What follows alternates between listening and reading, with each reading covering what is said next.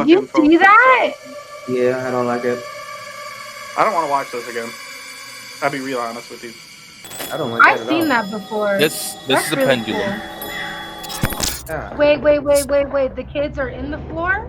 No, No. the man and I'm guessing his spouse. Augie, get out of the fucking blanket. It's time to go. It's time to leave. It's time to leave. There's one person downstairs, so behind me is completely clear. The door closes behind me, and then I get onto the top step, and on the glass door behind me, I hear banging on the glass.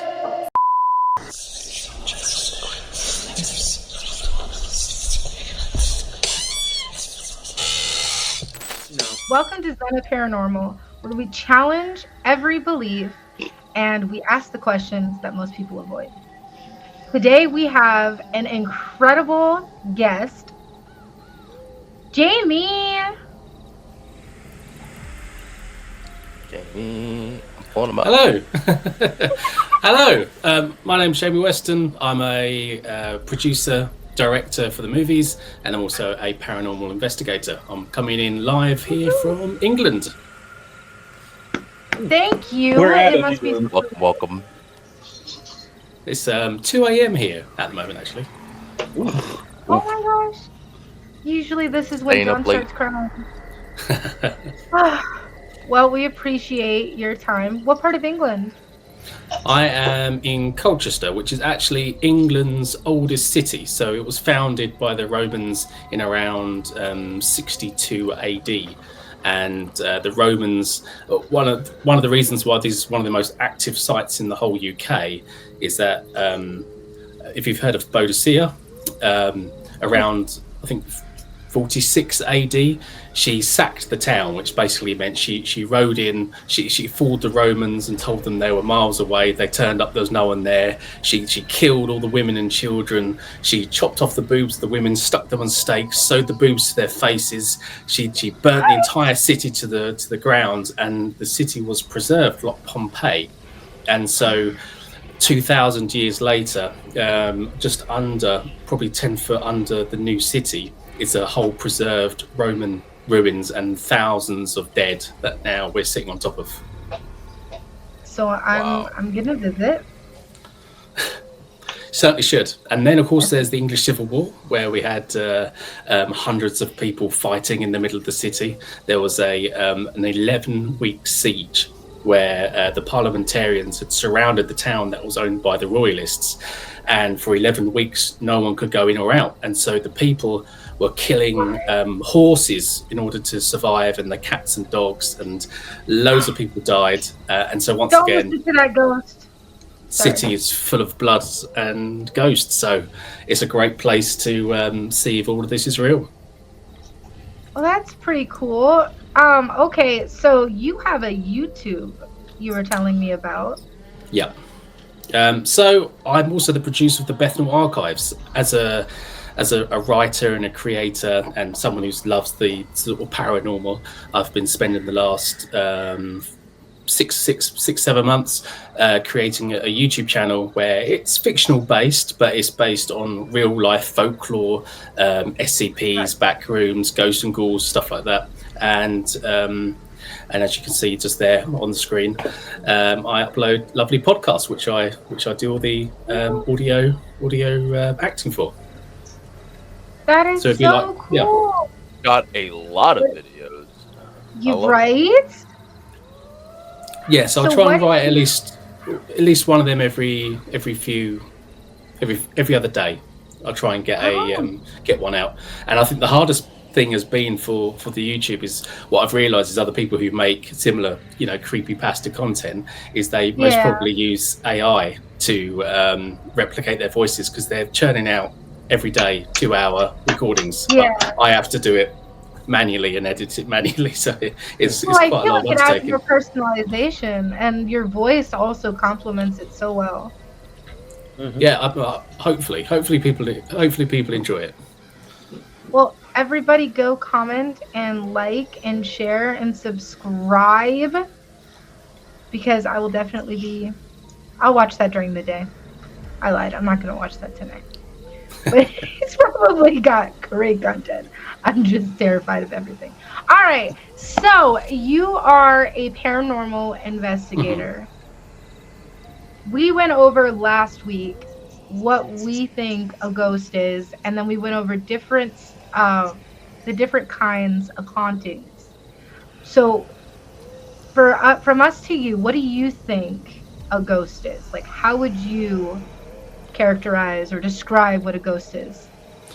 I think for me, I think the first thing is you've always got to remember is just in basic physics, nothing is truly ever destroyed. Stuff is just always dispersed, and something that we don't understand as humans is what the human soul is. You know, this sort of inner voice or this thing that is within inside us. No one really truly believes, and it doesn't matter what religion you believe either, and where what happens to that after we die.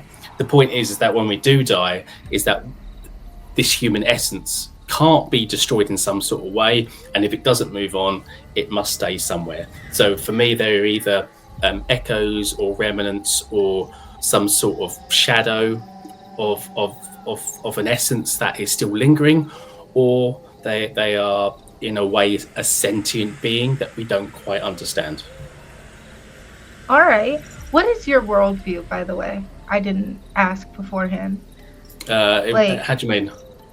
In the paranormal aspect, like, are you a believer? Are you a spiritual person? Are you, like, when you like look at the spiritual world, what is your worldview in that? So I see myself as a syncretic paranormalist, where I take on elements of all the different types of like bodies of what people believe in, and I pick and choose what works for me in order to investigate. I come from more of a scientific approach where I use instruments, but I'm very open to engaging in seances, which I have done, and I craft spells for protection, and I've had exorcists who've come from the Vatican to anoint and bless all of my gear just in case. So I'm quite open to the ideas. And So you believe in the blessing of the Vatican. Are you a Christian? I was born Christian. I was christened. I have never really, I would say I was probably more of an atheist through most of my life. But So if I ask, like, sorry. No, but for me, it's kind of like if you want to believe in ghosts, then you kind of have to kind of also believe in religion to a degree as well. So it's kind of like believing in ghosts, even if I may not practice religion, I want to believe in religion at the same time. Exactly. Like, I literally said this because when you put on a spirit box, what's the first thing they say? It's like either demon, angel, or God is here, or lead out of love, or like it all ties back to God or like a spiritual force. And usually, like, I don't want to be that person, but it is God. That's what it says. It's not like Allah or something else. So I think that's so cool. Okay, sorry. It kind of like goes in my file of like I am very science based as well. So for me, like, it's kind of interesting because a lot of people they would identify as like agnostic or like, you know, atheist, but they do understand that like there are some things they can't explain, and some things tie back to things that, you know, just that's a whole road of discussion. Okay, so all right, so what kind of hauntings have you experienced? So I would say from a young age, I wouldn't go as far to say. Some people say they've got the sight or they're like clairvoyant in some sort of way, and I've obviously now met quite a few of these people who are quite actively they can see a figure there or something or other. Yeah. I wouldn't say that. I'd say from a young age, I've always had a sixth sense, like a tingling, like I can feel something, like I can sense other things that I've not really quite understood, but I kind of just didn't really know. And then as I've got older, there's been some very weird occurrences in haunted locations. So for instance, the building where I used to work in, I used to be there a lot on my own at night. It was a film studio. It's an old Victorian building, and no, by yourself? well, yeah. I mean, if this is before I'd really believe in ghosts at all, right? Because there'd be no reason to be scared of something that doesn't exist. But that's what has led me down. Stuff what's happened in that building has led me down to sort of getting into this. And so in the building, you would often hear. So in my early 20s, I'd get drunk. I would need to borrow the keys, sleep at work on downstairs on the sofa overnight because I'd be too far away from my home.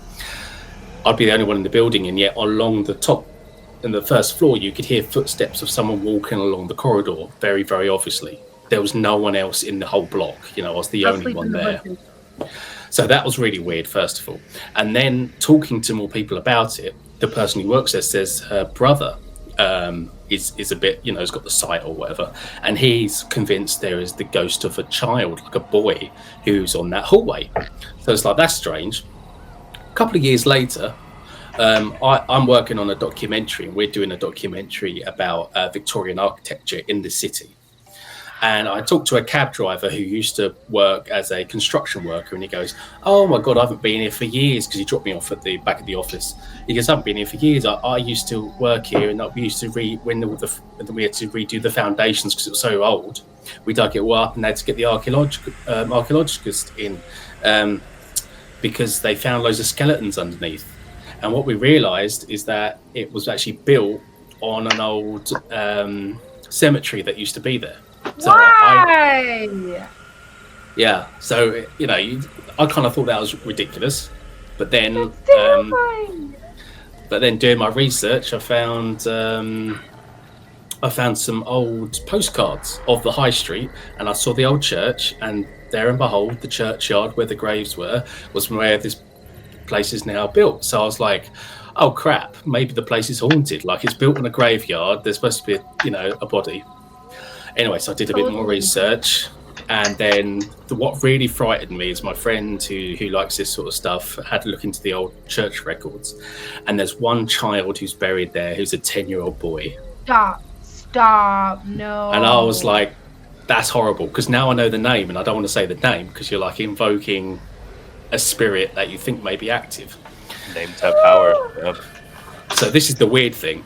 Now, I always think, if I believe it on my own, maybe I'm crazy. But if other people have also experienced it and I don't mention it, that's not a coincidence.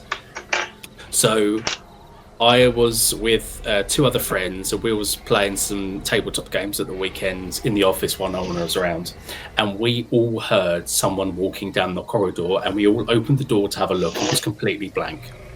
And then another time, I'm in the building, it's late at night, I'm locking it up with two other friends, and we was playing some tabletop games at the weekends in the office while no one was around, and we all heard someone walking down the corridor, and we all opened the door to have a look, and it was completely blank. And then another time, I'm in the building, it's late at night, I'm locking it up, there's one person downstairs, so behind me is completely clear, the door closes behind me, and then I get onto the top step, and on the glass door behind me I hear banging on the glass. Was it in 3? Yeah, and I was like, fuck off, and I just went down the staircase. Not to add fire to the fear, but what if it was not a ghost, but a demonic representation of the child, because it represented itself in 3s, which is mocking the Trinity, and it's, oh my God. Okay, sorry. My cat just brushed up on my but no, and it's in a graveyard. We So, barely started. You're already getting spooked. Yeah. And I'm not even gonna, it's not so fun when it's the shoe's on the other foot, huh? Girls always making fun of me. His apartment is spicy, that's why. And he won't do anything about it. Things just be turning on and off over there. Nah, now I moved into his room.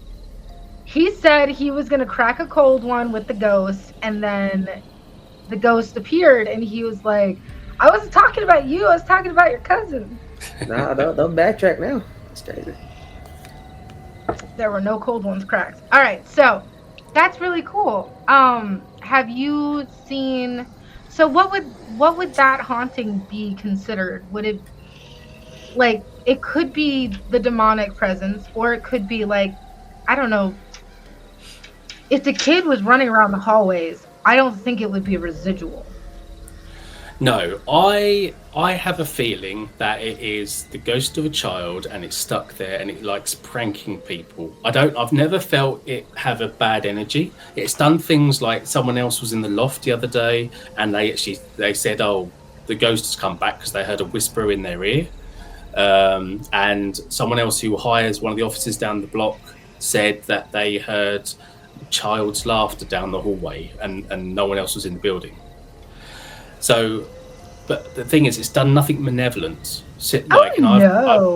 I've worked there. I've been in the building for like 10 years, and no one's been physically hurt. Nothing's been physically chucked. It's not like, nothing's been broken. But people have been freaked out. So I feel like it's sort of a mischievous ghost that just wants to play and wind people up. You can play all you want, but don't be whispering in my ear. Yeah, it's never whispered in my ear, but I'll be drawing the line at that point. Blake? John just hears the piano man quietly in his ear. Dude, okay. I would log off. I'd be done. All right. Go to sleep in my car. Have you ever experienced a residual haunting in any one of your like investigations, or like one of like the time loop ones? That's one we didn't cover, actually. No, I haven't yet. I think I'd quit after that. The thing is, I've heard a lot of people who say they've seen like full manifestations and they've had stuff that's really gone on crazy. I personally haven't had anything that's been super full on just yet. The one I'll talk about later in the castle was quite intense, but it was still felt quite safe. Like it didn't. I mean, safe to a degree. I had to put a protection spell on it after I left and douse myself in holy water. But like, I wasn't physically harmed in any way. That's what I mean by safe. That's not safe. What? I feel like if you have to do all of that, I take a bath in holy water. Okay. I was gonna say that's not how I define safe. I mean, I didn't have any injuries. That's That's like the spiritual version of saying, well, I went into a neighborhood, but I had to have a gun and a knife. I had it on me. Okay. All right. Well, let's get into your latest investigation. Mm-hmm. Before we do that, though, what kind of tools do you use during investigations? Also, guys, feel free to ask questions, John, Blake, Oz. Well, the first tool that I use is rosary beads. So I will probably keep these in my pocket. All of this stuff, by the way, is being anointed by an exorcist who's been to the house. So just in case. Second piece of kit I normally use is a protection spell. So I use the St. Michael Archangel, protect me in battle. And then I will use a variety of, they've got them here, and I've got some bits here as well. So we've got holy water. We have... Oh my gosh, can you make me a cake? We've got these things here, which are motion detectors. So these will go off if anything goes pop. Oh my gosh! I just need to keep a screenshot of this so I can update. I'll also put that because now I feel unsafe. That is prepared. I have I've got 4 of these CCTV cameras which have got night vision and infrared, so you can check for orbs and other entities that you can't see with your naked eye. And as you see at the top there, they all come with power banks, so they can be external. And I have a 5G dongle, so that if I'm in an area without Wi-Fi, I can all do it remotely and check from an iPad from a distance. And then got your trusty EMF readers. This will see if you've got any electromagnetic spikes. It's also handy because it'll tell you if there's any radio frequencies that may be misconstrued as a EMF. Nice. I've never needed to use this yet, but I do have a UV torch. I think they're kind of handy, but Also if it's dark and you don't want to have a bright white light, it can be quite handy to see. But very important, temperature gun, so you can temperature the laser and check for cold spots or hot spots and things that are moving. That's really important if you want to sort of get an understanding. What else we got here? So these are called cat balls. Some people like them, some people don't like them. I think they're really useful and they have worked for me, and what we'll see later. Yeah. What are they? So these are basically cat balls. These are little cat toy playthings, but they're motion detectors. So no, when they John, go off, they're not cat balls. Sorry. They will, they will go off. So they're quite good. And then, of course, we have the spirit box. So we've got a spirit box here that does FM and AM radios and tracks through them, so you can try and hear. It also records directly in, so you can get a feed. And if it all goes wrong, it also has a handy little torch in case. Of course. Then we've got our parabolic microphone, so you can listen to things from a distance. Blessed salt. So I've also got some black salt as well somewhere. And then crucifix just in case. Bit of Can we tell the difference? Can you give us the difference between black salt and white salt? Black salt has just been added with like charcoal. But also black salt could be from different places that may have it just depends really. For me, the black salt I mainly use in spells. The white salt is been anointed and blessed. So the thing with salt is it's obviously really good for creating barriers. But I've been told directly from an exorcist the issue with creating barriers is if you're not super experienced, you might be just burying yourself in with the ghost rather than trapping the ghost. Mm-hmm. So it's not always the you got to be careful when you do it. But for me, if something was like malicious and I needed to throw some salt at it, that's it's a backup plan rather than a thing that I would use first. I think that's all I have here in front of me. And then there's also these things that I make, which are like protection spells that you can cast afterwards or in the environment if you need to. Purification rituals, which are made up of white sage, bay leaves, palo santo, black salt, myrrh, benzoin, rosemary, juniper, and lavender. And so, what would it do necessarily? Like, what does the protection thing do? Like, I don't know how. Like, why use those components? I guess. So stuff like the white sage and the bay leaf and even the palo santo will actually cleanse the environment and hopefully nullify any bad entities that are there. And the other ones create seals of protection to stop any badness or dark or bad energies coming back into the space. And there's other ones that will sort of enhance it. So like benzoin, for instance, will like enhance the spell and make it potent. But all of it. So the way it works is I put it on an incense and it will burn. But then you still need to do a prayer or a hymn or say some words that will then, make it actually work. So on its own, it's just incense, So, but you use these incenses that have arcane properties to then infuse them with a prayer or something to nullify the area. That's so cool. That is really cool. A great example actually is as you can see, like, we've got old stuff in the house. I bought an antique chair, like a very old Edwardian antique chair, and my dog was like petrified of it for some reason. I thought, this is a bit odd, See? This is a bit he odd. gets old stuff too. I have my fair share of haunted items in my apartment, and they were giving me crap about it. Continue. Yeah. And so I used this kit. I put it on the item. I sort of burnt the essence near it, said a few words, and the dog was absolutely fine afterwards. Completely nothing wrong with the furniture. You don't do spells, do you? No, I pray. Exactly. That's like I anointed it. See? And it was fine. It just haunted me until it was destroyed. And that is a different conversation for a different time.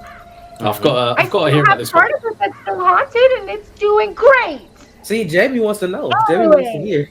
Let's hear about this haunted item.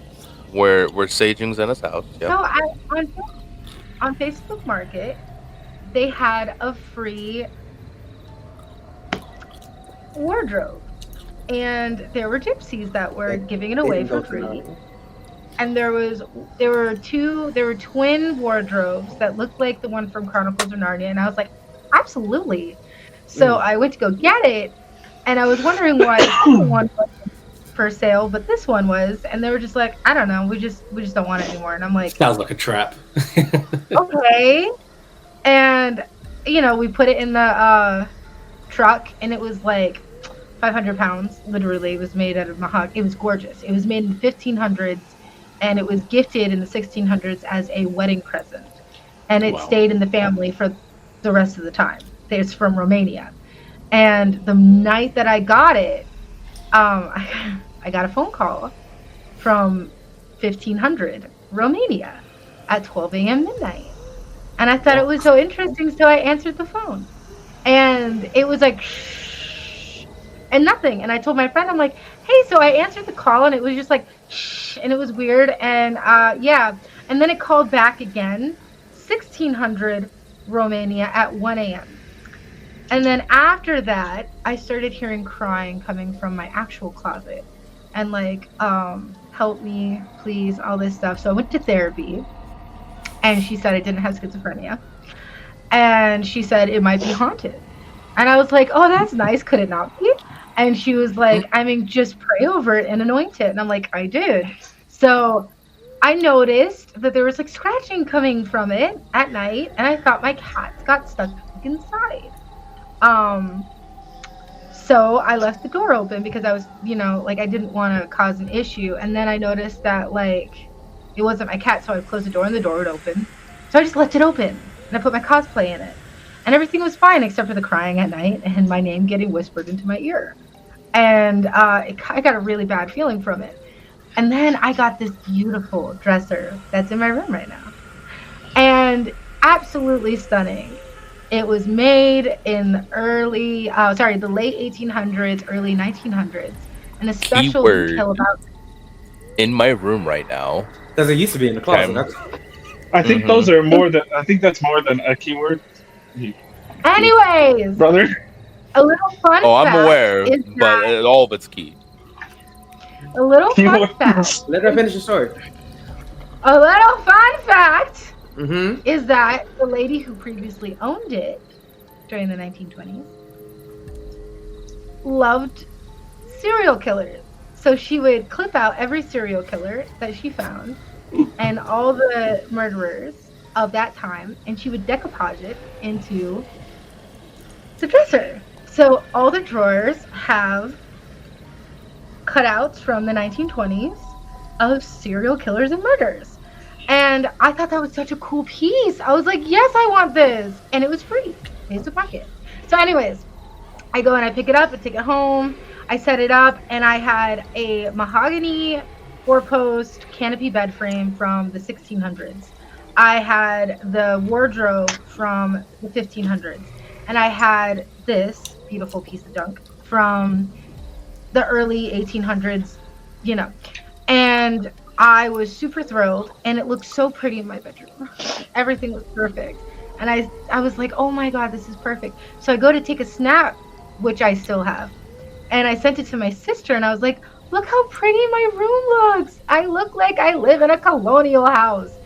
And I noticed in the video that a cross that my friend gave me that lit up on the wall was reflected in the glass on the bottom, and it was blue, and it was upside down, and it was swinging like a pendulum. Wow. And I was like, well, that doesn't seem natural. And then the cross was also upside down. We won't talk about that. So I sent it to my mom because I was terrified. My dad's pastor. My mom is, Christian. She does counseling. And she's very big into like, exorcisms and stuff. And I was like, Mom, I'm scared. I can't go to sleep. Look what's happening. And my mom goes, you're fine. Go to sleep. You just worry too much. You've got anxiety. And my sister's like, yeah, I told you. Go to sleep. You're fine. In the morning, I woke up to like 14 to 15 missed calls and missed messages saying, get out of your apartment. Oh my gosh. It's a demonic entity. La, la, la, la, la. So in the mirror that I have now, we're like a couple of people looking back at me in the mirror. And then next to the wardrobe were shadows. And she noticed that it was hanging upside down, swinging like a pendulum. And so I went to my apartment complex and I said, did anyone die in this apartment? And they said, we can't tell you that. And I was like, what? And then I told them about the haunting and everything. And I showed them the video. And I showed them another clip that I actually took of hearing the voice crying. And they were like, what the fuck? And they moved me without asking any questions, without making me pay. I got to move units. And it like happened in the span of like 2 days. And the whole thing is that they're all up in ante because I kept the mirror and the beautiful dresser that had the energy, whatever. But I have not had any kind of negative energy from it ever since I left I couldn't move the wardrobe. So they hacked it to pieces because they said they felt uncomfortable when they went into the apartment. And they said that weird things were happening. So they just destroyed it. Yeah. So ever since that happened, it's been great. Anyway. Wow. I think that place just needs burning down, I think, by the sounds of it. It's long gone. Would you keep the mirror and the dresser, brother Jamie? No. No. The That one's good for bonfire light. Especially not mirrors. I had a spirit couch from a Wiccan that I also picked up for free on Amazon. On Facebook Market. And she said that there were no spirits attached to it. And that was actually one of the nicest pieces I had. There was like no energy. I felt great. But it did house a bunch of spirits and stuff. So never mind. I'm not even touching that statement. I love old Victorian furniture. I'm always going to pick up old Victorian furniture. I love history. I love archaeology. I love architecture.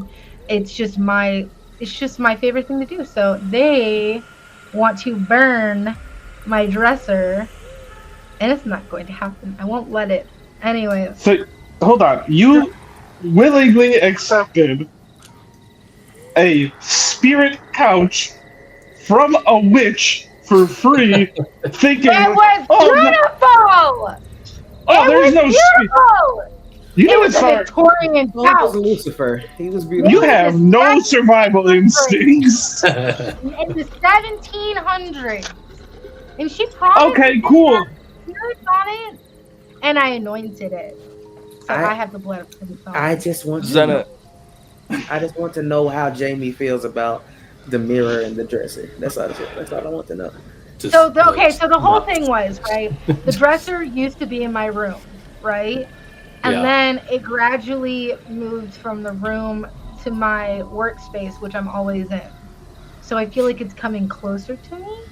And every time I try to throw it away, I just find reasons to keep it because it's such a darn beautiful piece of attachment.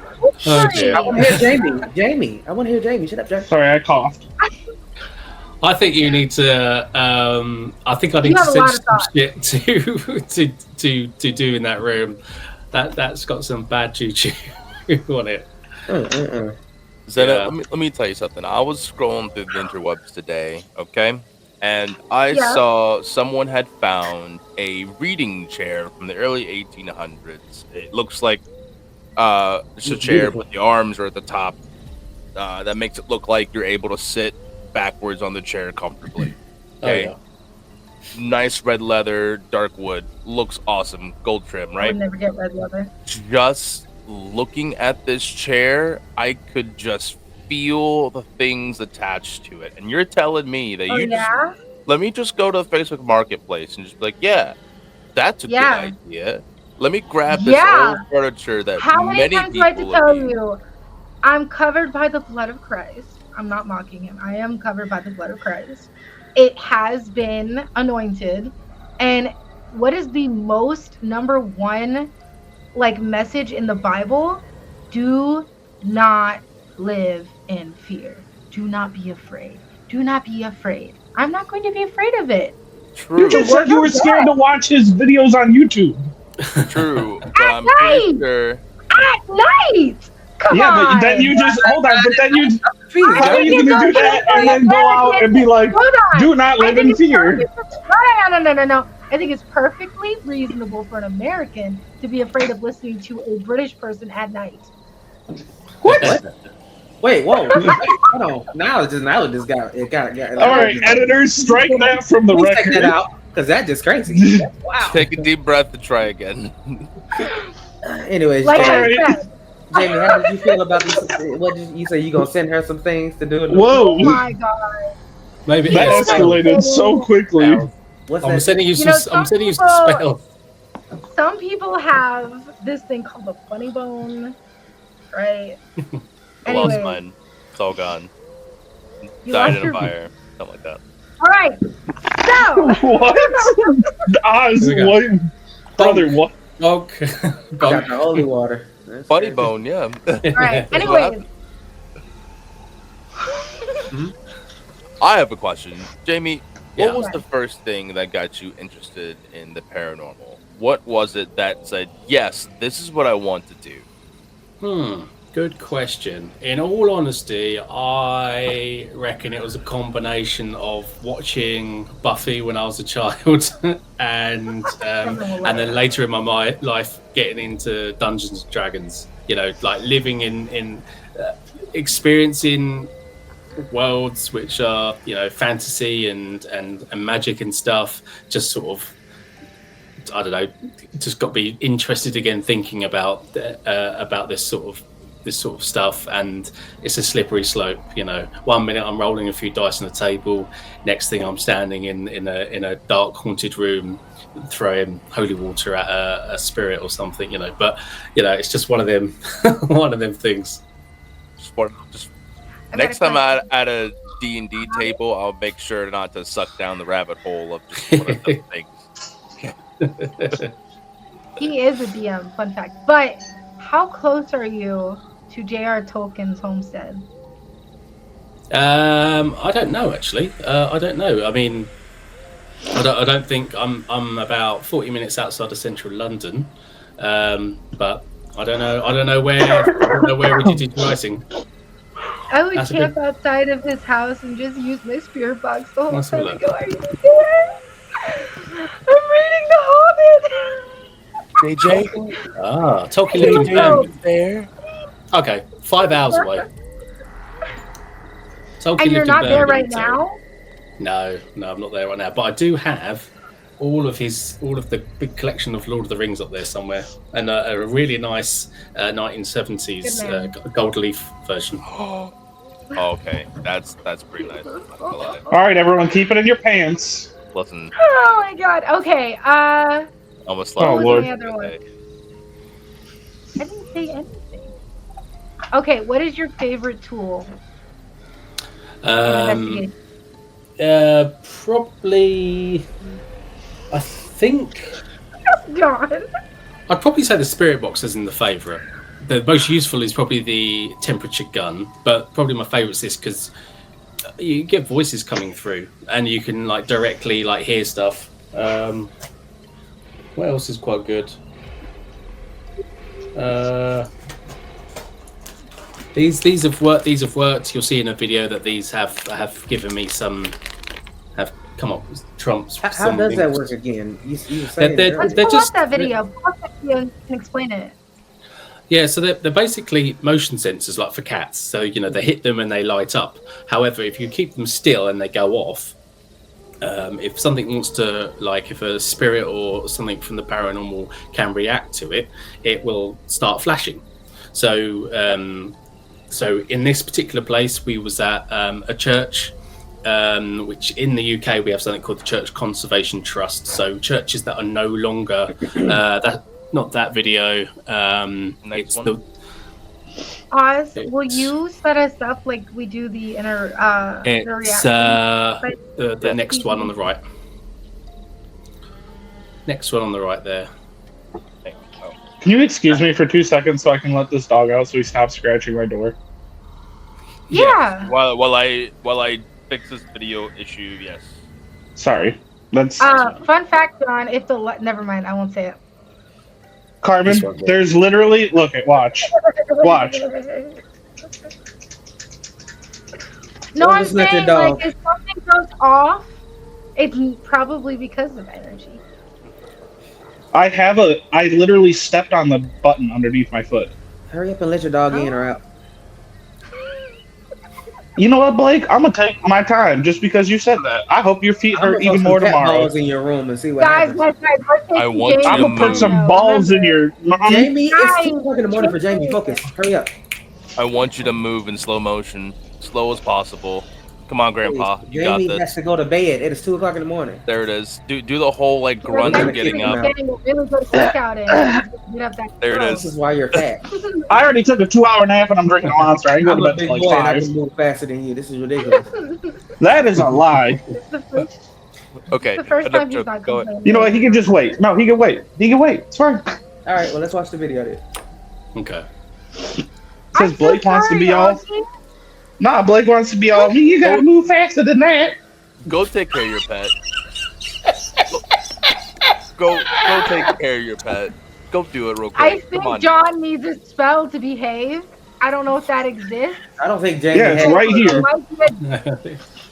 I'll have a look. Hold on. What have I Oh, I got? found one. That's crazy. It's right here. Wow. You know, Blake, I'm looking for it, but I can't find the fuck to give about what you just said. Oh, he has one. What is that? This is a bad love spell jar actually, so this will get rid of any bad love before Valentine's Day. Oh, you could just break up with them. What's going on here? What do you mean get rid of bad love? I don't need no spell. I do Do you that have all on one my that own. attracts love? Yep. I think I need like to order in bulk. Hold on. There we go. Just like In the Bomb spell box myself. here. before Valentine's Day. So these are some You mean spells sad that I've day? been making. Singles Awareness Day. Pringles Awareness Day. There we What's go. your favorite flavor of Pringle? What's that? That's the spell love spell. But what is it? It's a love spell. It's a love spell. Yeah, it's a mixture of It different looks like a incenses that you little, can. I'm not cast. gonna lie, it looks like the head of something very small. It's What that's are we a doing? love heart. What are we That's a doing? love heart for your charcoal to go in, and then you put the nice Yeah. incense There on we go. afterwards. Oh, okay, that I did not see that. I thought it was a little mushroom. Yeah. okay. No, A mushroom. Right. Right. That's what we're I gonna go only with. saw the tip. I only saw the tip. I did not see the rest of Just the it. tip. So I Only didn't tip. know. Just the tip. bonk. Where do you make these yourself, or like are you getting them from someone that? No, I make Vatican. these myself. Yeah, no, I make these ones myself. Oh, okay. Yeah. So do you come from a line of people that do this, or are you the first in your family? No, first in the family. I just did a lot of research into different formulas and spells that you need, and then just wrote. I down don't know if spell this cards. is similar, but Oz is a Christian pagan. All right. Okay. Cool. I don't know if not. I'm sorry. I don't mean to like just put No, that out no. there. I don't know if you make spells either, so I just don't know if it like correlates. I've never met anybody that made spells except for one lady, and she cursed me. For me, personally, I just mostly work with like runes and crystals type of stuff. Mhm. And with These- Christian pagan and what I am to understand what Jamie does is different. Because What would the difference be? how do I Because describe I don't it? know. For someone who's ignorant, I don't know. How do I describe it? I'm not It's like I guess it's like different sorts of science, right? Some people do biology, some people do chemistry. It's similar, but they have different effects and different things, come off them. I guess I'm just vanilla. I'm just Christian. Just vanilla. But that's why I would say I'm syncretic. So I take stuff from different stuff. Like, for instance, the Palo Santo is great for blessing stuff, and that's South American. So. Oh, okay. Do you also study astrology? I used to. I don't do much, but there's a lot of coincidences I have discovered with astrology, which is quite interesting. Like, for instance, all of my friends who I'm close with, all of their birthdays are within 10 days in February. That's cool. So I don't not believe in astrology. I'm gonna out myself here right now. I feel like astrology plays a big part in how the world works, and there's different things that we don't understand. But astrology is more of a science than it is magic.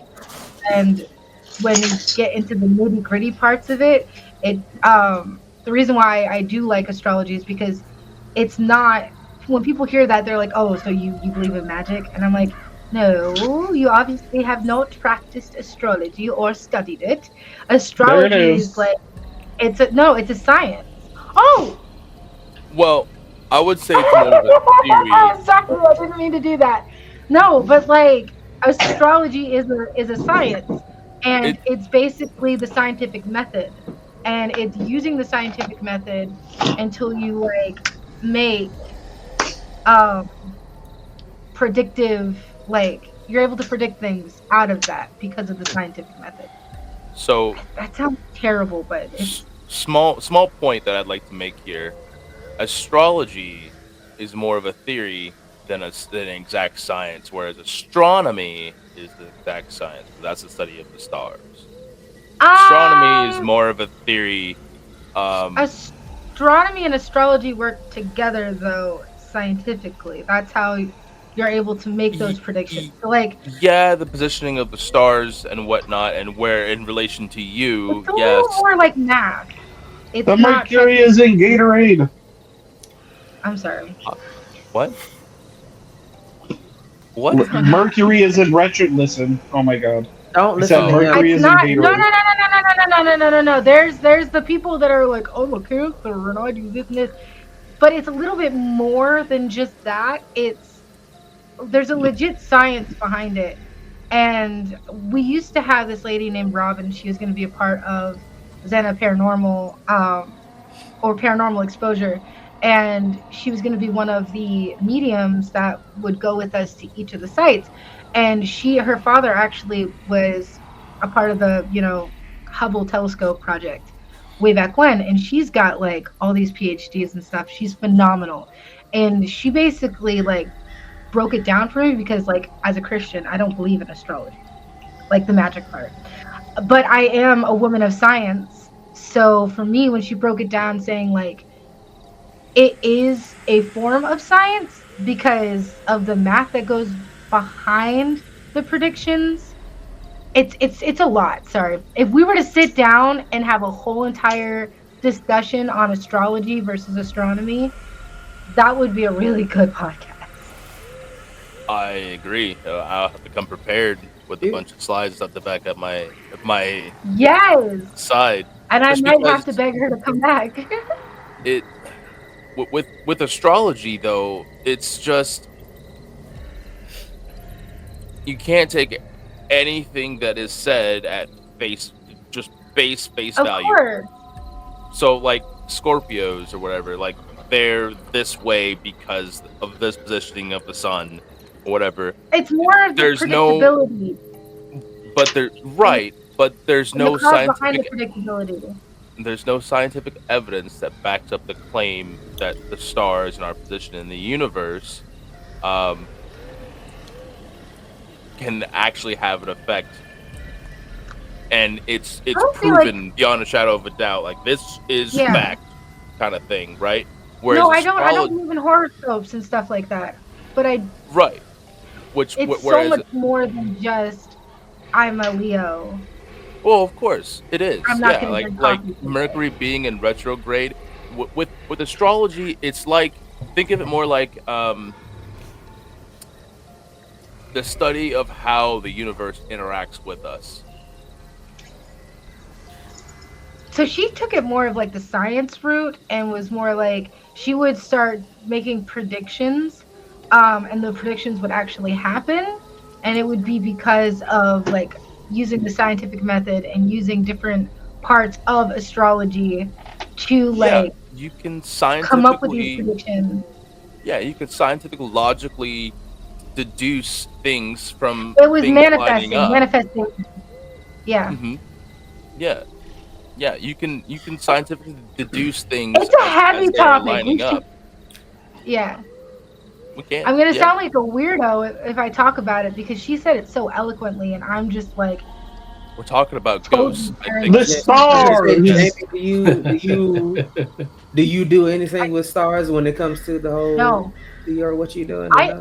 I don't bring like I don't do anything with astrology. I think as a science, I would love to study it because so many people in history have based their entire lives off of it, and I feel like it's influenced a lot of like the paranormal and spiritual field.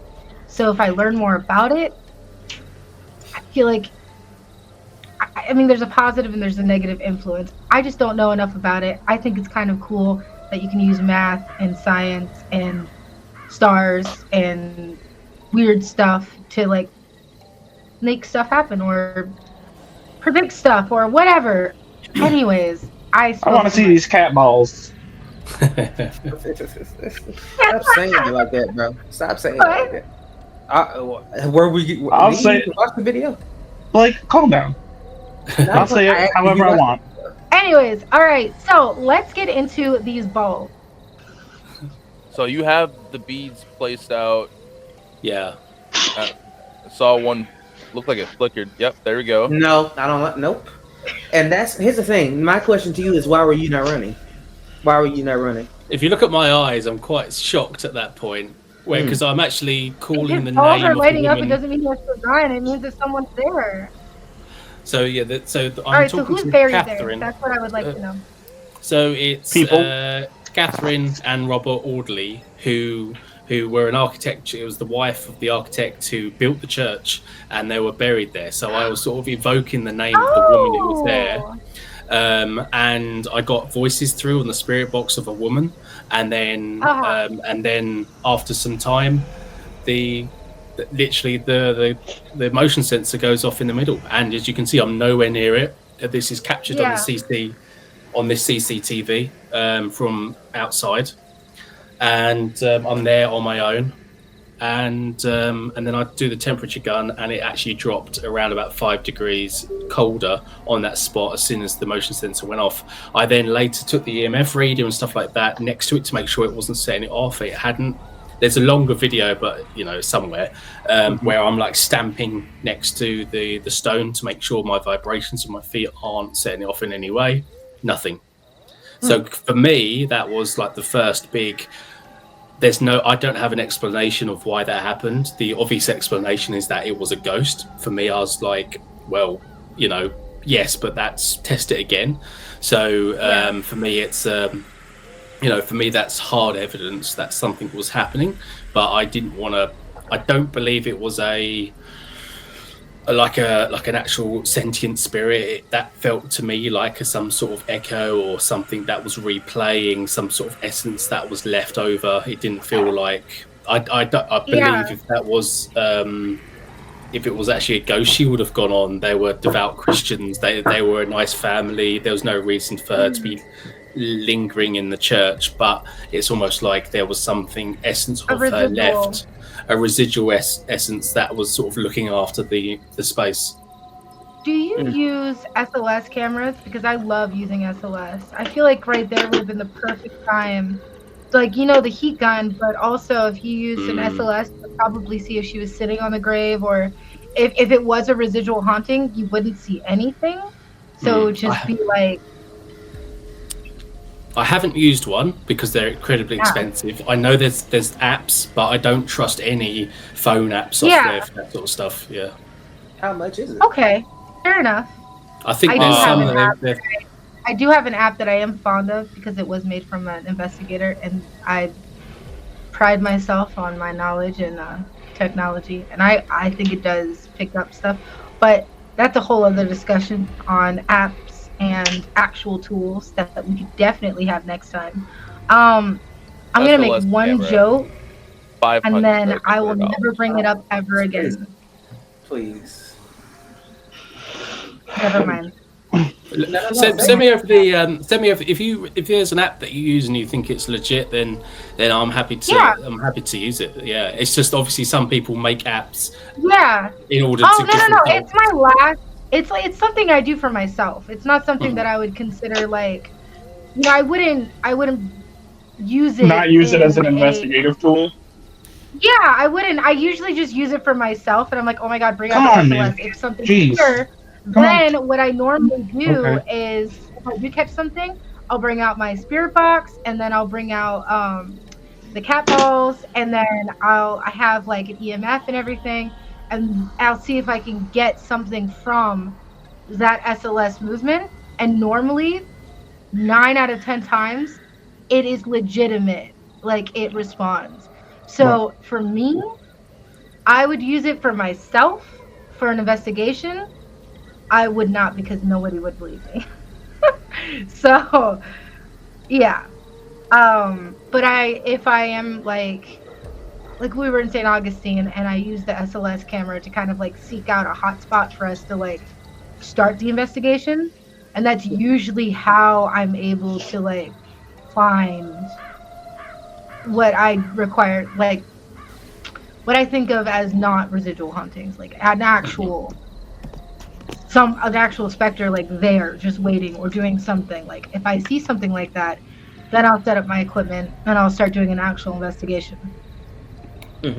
But I do like SLS cameras because it gives you like a different viewpoint. And I know that a lot of the places that I go to investigate have an SLS cam that they let you use, which I think is really cool. But again, you're right, it is really expensive, so be careful. I'm also gonna say that cat balls are not sensitive. A lot of people would like to debunk cat balls because it's like, oh well, any slight movement will turn them off. No. So I even used them in the castle, which was very active, and they weren't going off at all in the castle. So for that to go off there, that was quite some hard evidence. That's really cool. Let's get to the castle. Okay, that's we'll start. I tell you what, just before we get to the castle, we'll go to and for reference, that's the church, and that's the inside of the church, the other side, that one there, where we just was. Oh, it's probably a really small. I just downloaded it off of Google, so I'll have to find you a better one if you want to insert it later. But yeah, that's the monument there for that location. So you got the monument here. What are these statues here representing? So they're the statues of the children, and one of them's actually carrying a skull because one of the children died, and that's the body of like a representation of the man whose monument it's for. Okay, and that's a bit dark. And then they're interred here in the floor. Yeah. Okay. Wait. The kids are in the floor? No, the man and I'm guessing his spouse. Yeah, are in the floor. Okay, that's normal. They're in the trees. This looks expensive. It's normally nice bury people inside.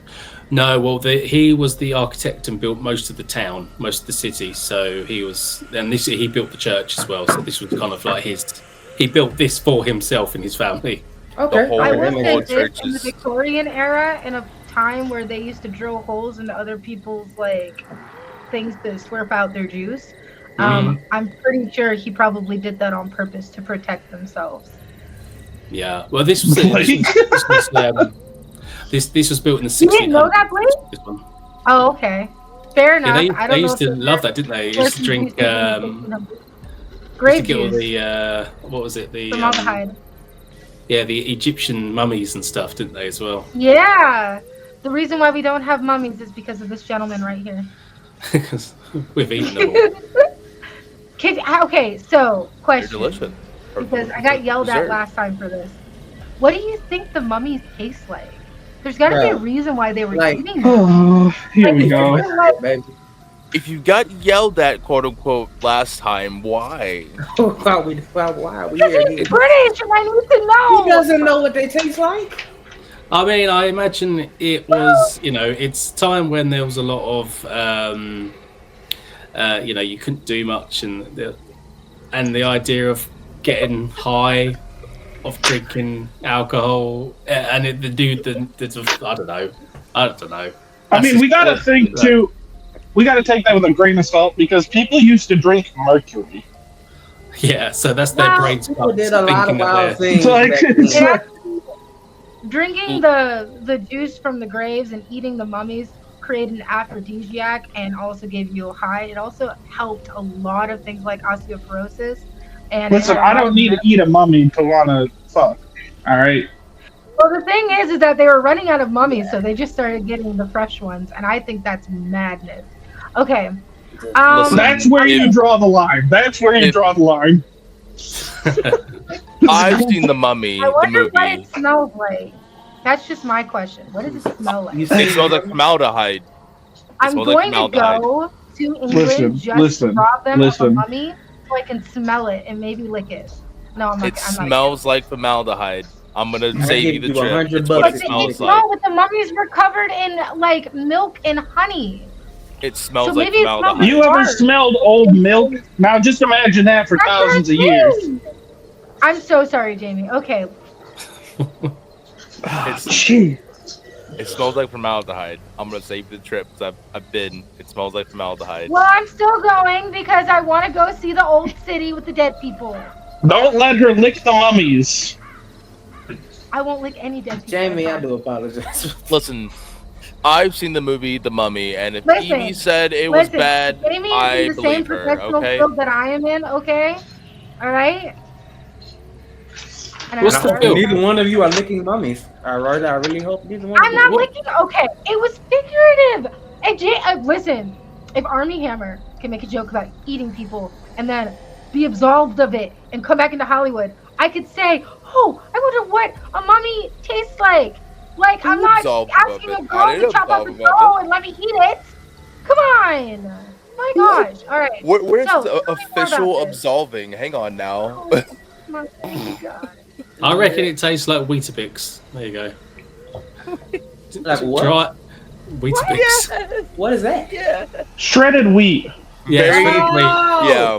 Yeah, This shredded shit wheat. very With dry the honey. They had the honey on it cereal. too. Honey shredded wheat. Yeah. Yes. Very Honey dry. bunches of oats. Yeah. And they had milk too. That makes sense. You think it's Yeah. gonna be that dry? Does it make sense? What, 2,000-year-old body that's been left in the desert? I'm pretty sure that's dry. That is How the fuck did we arrive here? Okay, wait a minute. Here's a small caveat, and it might get me canceled. Who knows? But you ever wonder why God wanted to lead the Israelites to a land filled with milk and honey? Stop. We're done. Here's the thing. Probably so they'd stop licking it off of the dead people. Ah! We're done. No, because he knew that they were hungry. We're And he done. wanted them to be healthy and get away from pork because it's fat. Okay, next one. I'm just saying the human body cannot survive. God, What's the sorry. next picture? What's the next picture? Okay, right. Where are we? I'm so sorry. Where- That's a really Okay. cool tune. Let's look at. So if you go to the next one after that, These that one. two videos here. So just before we get then to put it into context, so the one before this one. Oh No. Oh. Can you Okay, tell one us what before she's this. using? Yeah. Okay. Oh, So yeah. So this one here. This is the castle at night. This is where we was. Cool. This is a Norman keep that is built on the foundations of the Temple of Claudius. So when Boadicea knocked it all down and destroyed the temple, years later the Normans built this castle, and that's actually a blueprint for the Tower of London. So all the castles in the UK are set on this blueprint. So it's not a Roman castle, but it's used Roman materials that the Normans then built in like 1076 or something like that. Well, what did you call it again? Castle? No, you said it was a keep? So it's a Norman keep. So the Normans, when the Normans came over, like from Normandy, like in France, in like sort of 1066, the Battle of Hastings, that they built castles, and so there was originally a Roman temple there, but the Roman temple was knocked down during the siege of Colchester. They used the rubble and built the castle. So people say, oh, it's a Roman castle, but the Romans didn't have a castle there and such. I'm a geek. When you said keep, I thought the Red Keep from Game of Thrones. So. Oh, okay. Yeah. Well, this is a real just a teenage. Sorry. What's this bit here? That's an orb. No. That's just a light. There's a bridge there that goes to. Why would you say that? That's a stigmatism simulator. All I've ever seen. Yeah, it's just a light that goes in. Just a light that's nearby on a house. So anyway, so that's the context of the location. But there in the 1600s, you must be aware of the witch hunts and the witch trials and stuff like that. I don't know if you're aware of Matthew Hopkins. He was quite a famous witch hunter here in Essex. Well, he literally, I don't know whether you think he's fancy or not, but we know for sure he was a real person, and he took the people, the poor women who obviously weren't actual witches, put them into the castle dungeons here. No! And a lot of them died before they were hung or dunked. They didn't burn witches in the UK. They did in Scotland and obviously in America, but they only hung witches in the UK. And so a lot of the witches were human women who were tortured there, and a lot of them died. So we went in there to have a look, and it went a bit bananas. I'm sorry. If you get off this picture and then go to, I'll show you the because it's quite hard to see the actual one. So the one on the left of the castle picture. So that's some of it being set up there. It's a bit blurry because I wasn't really supposed to have my phone out and taking pictures during it. So there's someone there setting up some EMF readers. It's a bit blurry. Cool, you did. If you get off this one, there's a better picture of the actual environment that someone has taken, just there underneath the castle in the middle. That one.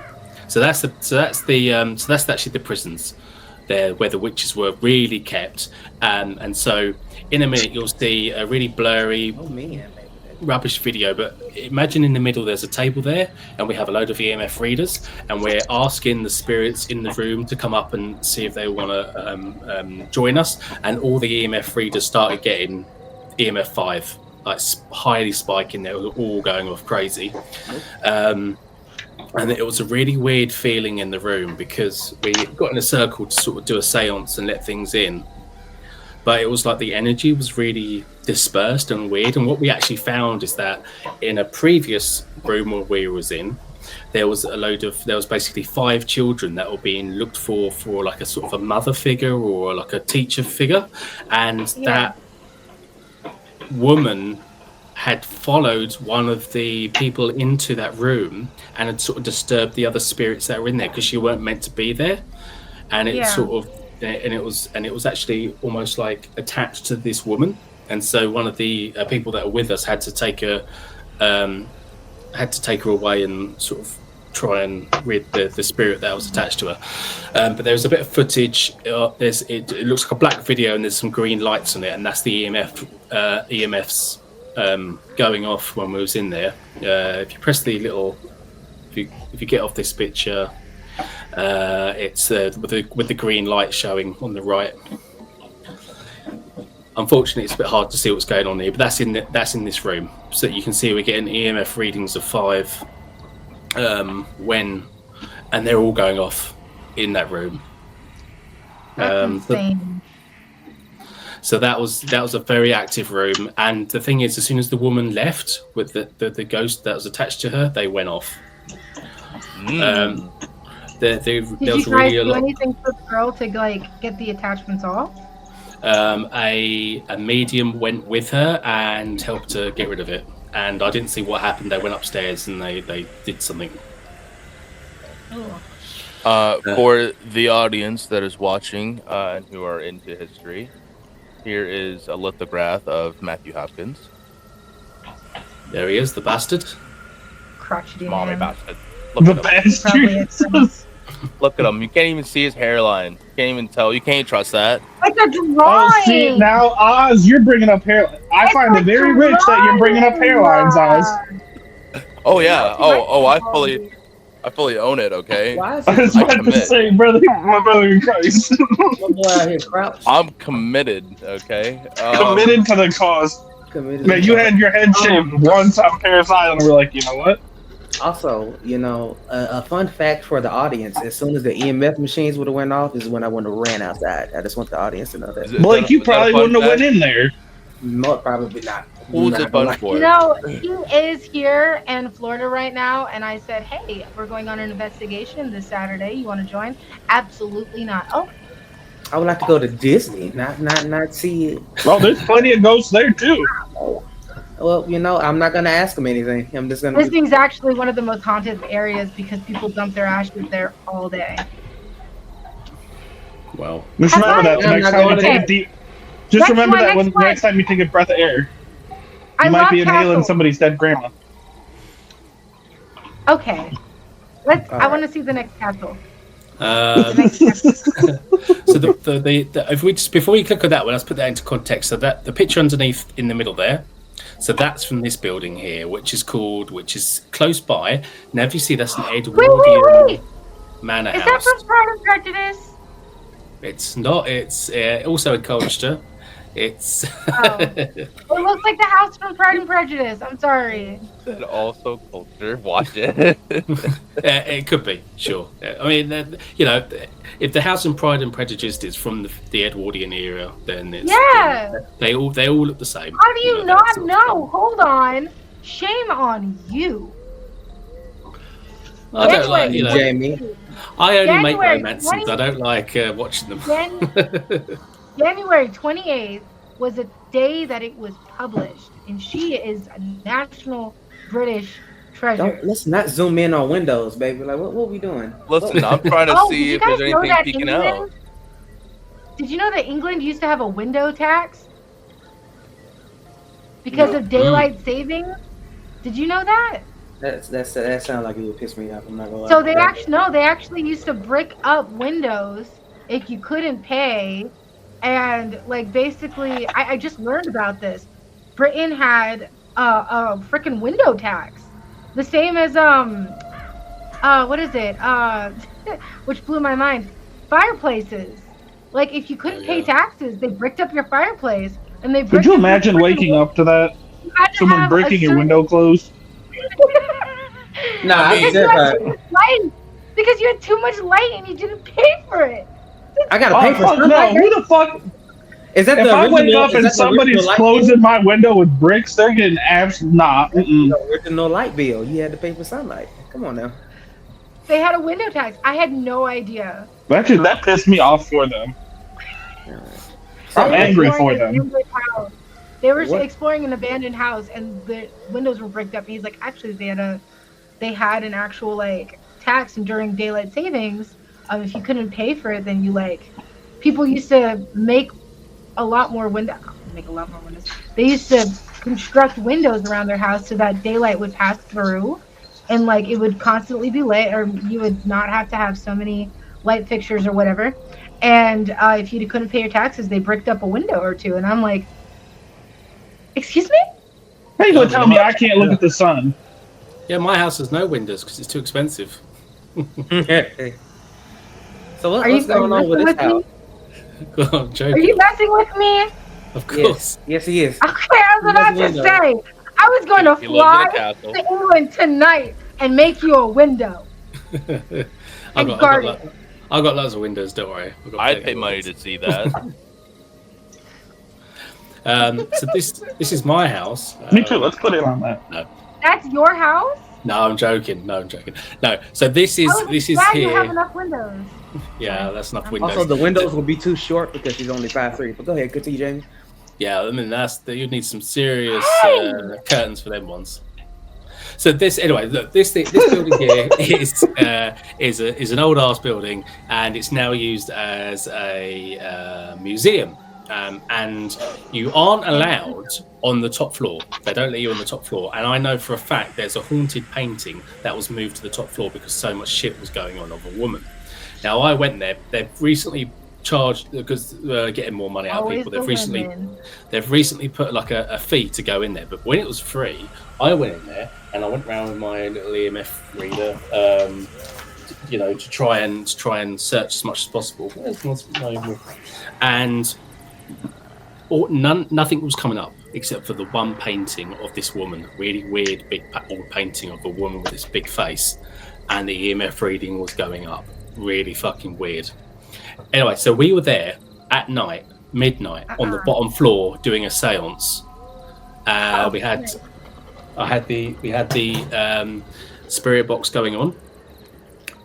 We had the EMF reader, and a woman was doing. I hadn't seen it before, but she was basically using a crystal, like a dowsing crystal, and she was using it, holding it very, very still, and it was rocking on its own, coming up when we was talking to the spirits, giving us answers. And that's what you can see. You can even see her hand. She's like not moving it at all, and it's rocking. Unfortunately, I didn't capture on video the spirit box making sounds, because it did actually go off quite a few times. But obviously if you're sitting there for like an hour and it goes off like 6 or 7 times, you've got to be quite lucky. If you're holding your phone for like 30 seconds, it's going to go off in that moment. But it definitely did. It did say some stuff, and even at one point the EMF reader went to it was like one of them K7s, and it went to 3. So something was going on, and I was like, oh, is it the spirit box that's setting it off? And I put it onto the spirit box, didn't work at all. So it definitely was something interacting with it, which was very, very strange. And yeah, in that video you can see a little bit what was doing in there. So why are there no curtains on the top floor? Because they can't go to the top floor. They don't go to the top floor. To be completely honest, they're very, very shady. And even when he talks to people who work there, they don't, because it's like council owned and it's a museum. They want people to go there, but no one talks about the top floor. But I knew from other stuff from before the council took it over about what went on there. Can we zoom into the windows real quick to see if we might spot anything suspicious? I did. There's nothing there. No, look, there's someone right there. I'm not looking at anything. There's nothing there. I'm looking at the wall right now. It does look like a thing there, doesn't it? Yeah, right there in the window, on the top window. Blake, why did you agree to be a part of a paranormal podcast? Are we done looking at the window? Can't even look at a window. I'm curious too. But lets a mimic into his own church. Piano man, you're gonna cry, so don't do that. Blake, you tried to let a mimic into your church. No, you did. Your sneak is turning on him. All right, wait, hang on. Actually, that's a good point. Blake, could you recount your story for James here? Yeah, you tell him how stupid he is. First of all, I was young. Yeah. And I was That's like, I need wardrobe. Blake, you still are young. Black don't crack, first of all. Anyway. Hey, look at my gray hairs, bro. Look at the gray hairs. This man's Anyways, Jamie. There was a time where I was in my grandmother's church. There was like a shut-in going on or whatever. And shut-ins where you like stay and overnight and pray or whatever. So the next day, it was my grandmother's church. So there's like a living quarters with some beds, a little small kitchen, whatever. So I get a knock on the window. I look out the window, and it's my mom. She's like, "Hey, I locked myself out. Hey, let me in real quick." So I was like, "Okay, bet." Come out the room. I open the door. I'm waiting there for like 10 seconds. I'm like, "Hello, where are you?" So I'm just screaming, "Mother, mother, mother." So she comes from a whole different area from the church where it's impossible for her to have went outside to that window and to have come from the left from where she came from. So I was like, she was like, "Who are you? Why are you calling my name?" I was like, "You just said that you was locked out and to open the door." She was like, "No, I'm in the kitchen cooking." I was like, "Well, what did that? You just knocked on my window." She was like, "No." I was like, "All right, okay, cool." So we just basically prayed over it and just went on about our day. And what did she look like outside? Like she sounded and looked exactly like my mother out through the window. Wearing, and they was wearing the creepy thing is they were wearing the same outfit that day. The exact same. So the question is, should we throw Blake away? Should we burn Blake? Because maybe Blake's a mimic. I mean, no. Because I don't want to just destroy my stuff. What about Blake? No. So what we're not because gonna do? Blake is a conduit, whereas a furniture item is so much more easily possessed. Especially a mirror. Especially a mirror, because it is a portal. It is. Whatever. I mean, even Jamie I don't know what it is. Even Jamie said, "Why do you have a mirror?" And he's stop. He said he's got something to fix it. It'll be fine. A spell. You're gonna do a spell? So to put a more scientific spin on why, personally for me, I don't like mirrors when it comes to the paranormal, is like, when you think about it, what exactly is a ghost made of? Typically speaking, it's a thought to be some kind of energy, okay? And what is the most type of energy that we have a commodity of is light, okay? Light is reflected by a mirror, or it can be trapped by mirrors. So you don't want to leave. You don't fuck with mirrors, okay? Not the terrifying. I'm serious. And mostly, it's not just any mirror, mind you. Take a look at the video anyway, so we can see what we did inside there. Can we see the mirror now? Can you bring the mirror to us? No, I don't want to look at that thing. Is the mirror in the room with us? I hope not. Yeah, very still. She's What's holding that? her I don't wrist. like that. I don't like that. I've seen that before. This That's is a really pendulum. Cool. What kind of a rock is that? It can honestly be just about any rock. I don't. Some practitioners like to use ones that kind of resonate with them, or resonate with their emotions in the time. But usually, that stone theirs is interchangeable. The stone is just a means. It's just a tool, just like anything else. So it doesn't necessarily matter per se. Now, granted, I'm not an expert, mind you, but typical practitioners tell me it doesn't necessarily matter what stone you use there, just as long as you are able to properly know how to utilize one. And what is the plate that is there?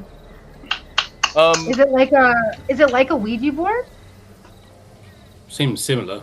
Kinda, yeah. It's more like a compass than anything else, and a Ouija compass. I put it. Kinda. Yeah. Do you have to say goodbye when you use it? Honestly, it's a good rule of thumb to do that anyway.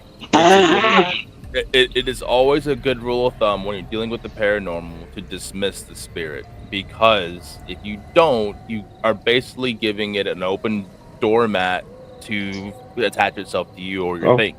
Then you end up like John. So every time you look in the mirror after you're done brushing your teeth, you say goodbye. Blake, did you say goodbye when you opened that church door? We did. I told you we prayed afterwards and everything. If you want to be super cautious, yeah, totally. But I know I'm speaking, kidding. Those jokes. No, I'm serious. If you want to be super cautious.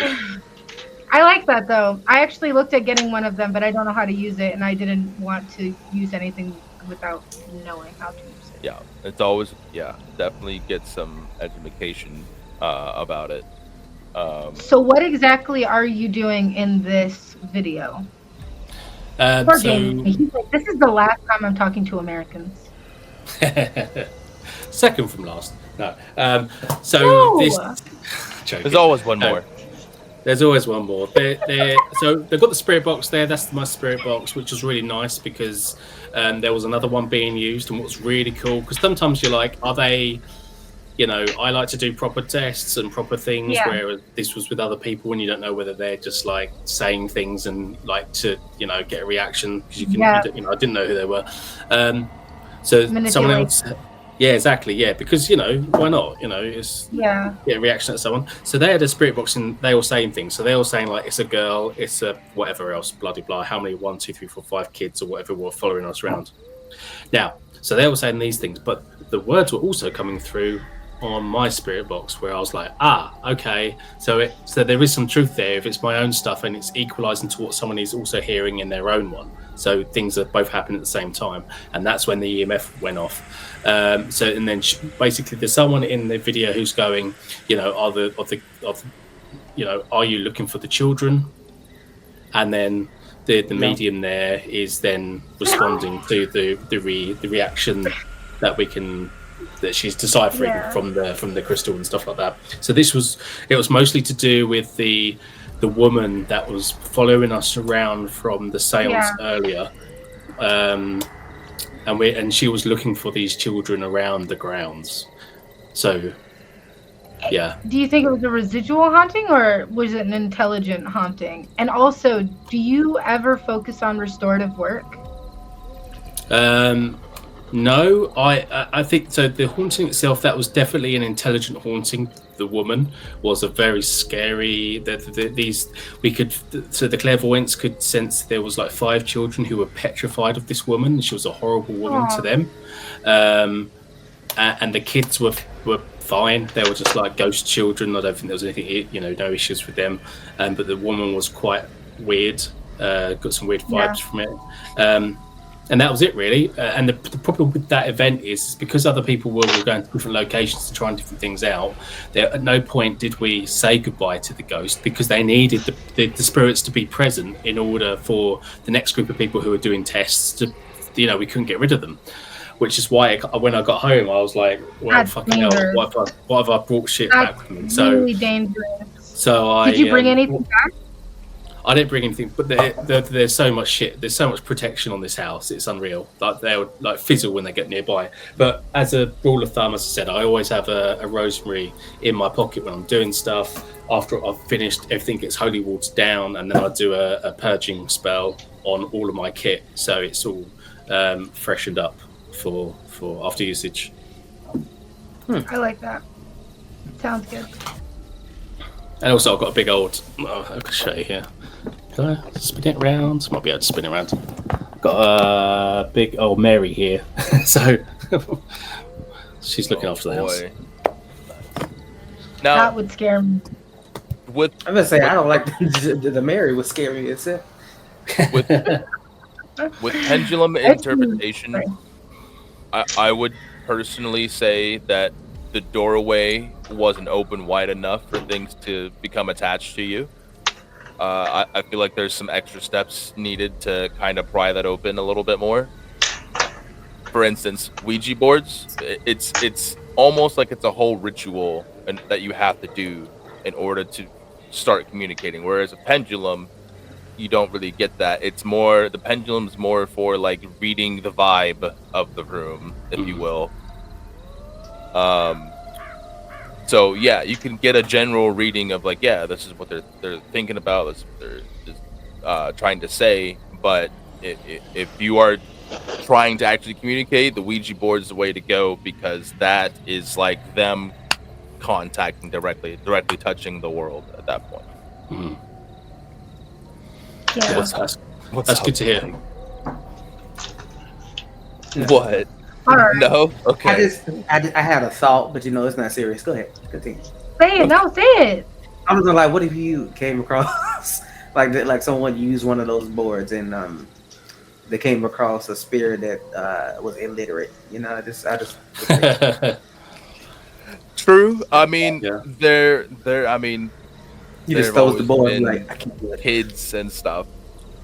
How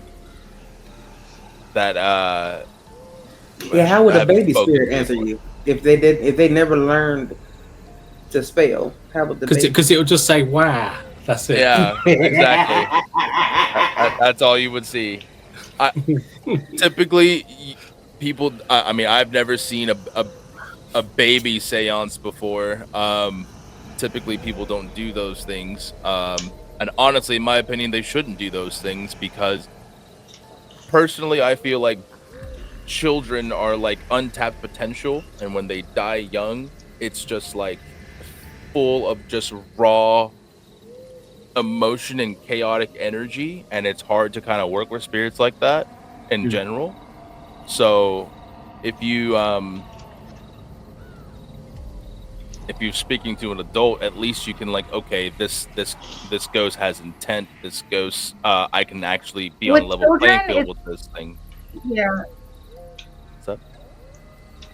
With children, it's easier to use things like cat balls and the bears that light up and like speak and stuff, or music boxes, so that they're able to reach out and touch it, and they're able to communicate through that, because sometimes the spirit doesn't know how to speak or pronunciate. So what they do is you would have them like touch the spirit balls or something like that. Yeah, I mean, just like working with regular kids. That's cute, though. Yeah. Like with the like letter blocks and stuff. Same thing, you know. Same way you'd interact with the kid. But so what's this place here? So that's the outside. That's the outside of the first church that I was talking about. Okay. Oh yeah, with the Oh, that's haunted. That's haunted. Look at that. That's screaming. I got haunted. Yeah. So that's about a 5-minute drive from my house. That one. So as you can see, if you actually look, it's a lovely church. It's because you can see the Tudor red brick. So it's actually built in the 1600s. And but as I said, it's Church Conservation Trust, so it was desanctified, no longer used as a church, and nearly all of that is now an architectural firm. And so the back bit of it is still used as a chapel. So the tiny little bit that was left and still open to the public is where I was actually on the far right-hand side. This bit here? Yeah, just that bit there is where we was. So that's the only bit you can now access. The window. I have a fascination with zooming into the windows and trying to find things that people can overlook. I'm not gonna lie. It looks like something. It looks like a face, doesn't it? I mean, there's people who work there now as architects, so it's probably just someone who. I mean, oh, it's a ghost. It's a ghost. It's definitely a ghost. Zoom into the black one. You said you had talked about desanctification. What does that entail when you're trying to desanctify a church? I'm no expert on that. Desanctification. That's actually deconsecration. So yeah, completely different, but still. Yeah. Sorry. Yeah. So when you say desanctify a church, what do you mean? I'll probably just mean deconsecration. Yeah, more than anything. Okay. What does that entail? I feel like it's no longer. So essentially, a lot of the churches in the UK, when they're no longer needed, because there's a shit ton of churches in every town. There's like a lot, and so they're sold, and they're stripped of any religious iconography. The priests go in and sort of remove anything religious, and so in these locations you basically have buildings which are full of still graveyards and the dead and stuff, but there's no longer anything to protect the space. There's no holiness, there's no religiousness anymore in the buildings. They're just empty husks that can then be repurposed for anything. Okay. Do you think it's important to keep religious artifacts in graveyards and around historical church properties? Do you think that protects it from any demonic hold that could come over it, or do you think it makes it more vulnerable, considering that it was a place of God, that it could be quickly overturned? Let's just say, I play Throne and Liberty, right? Every couple of weeks they take away everyone's guild house. So, at the end of those 12 weeks, people come in and they fight for the guild house. Let's say you take all the church symbolism away. Do you think it floods in a negative energy, or do you think it doesn't matter? It's an interesting one. I mean, Yes and no. If it's a I stupid think question, let me know. It came into my no. head. It's. I honestly think if it's no longer being used as a place for worship, like if you think about what when you're worshiping and doing prayers and stuff, essentially in many ways, if you think about what religion is and praying and stuff, they're a type of spell. The power comes from the people's belief and the people praying there and the people worshipping in the spaces. If someone didn't worship in a space or use it for anything religious for hundreds of years, I feel like the energies of that is going to lose its potency, and so other things could step in. I mean, so yes and no. I chose them spaces specifically because of that reason, because maybe the veils are thinner. There's more of a chance to speak Less to. protection allows for more things to come in and congregate and I don't want to say breed. That's such a weird word, but I don't know. So I think was a better word. To answer your question, Carmen, or at least to give it another answer, no, I don't. I personally don't feel like immediately after you remove all religious iconography, that whatever other entity would flood in, because one, it's for like it still has been used as holy ground, so it's not going to immediately happen. Okay, it's still been blessed. It still has residual energy there. It's lingering presence. Also, with the dead, all the dead there, as long as nobody was like illegally buried there or freaking boarded up in the wall or something, all the dead there have been laid to rest. It's happened. Don't look at me that way. No, I Boarded know, up in the the wall girl is diabolical. No.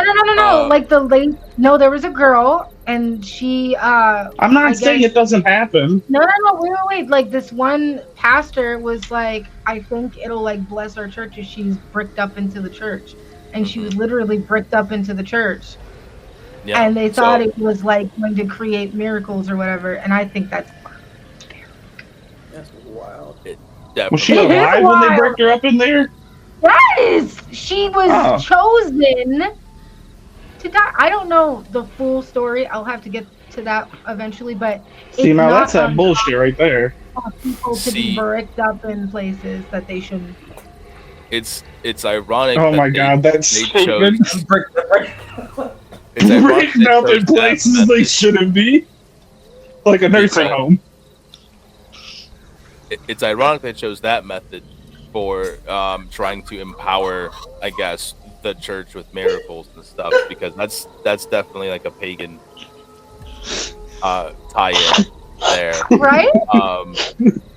But to finish my caveat, freaking the ghosts are already been properly laid to rest there. The dead properly laid to rest. They've been so for a while.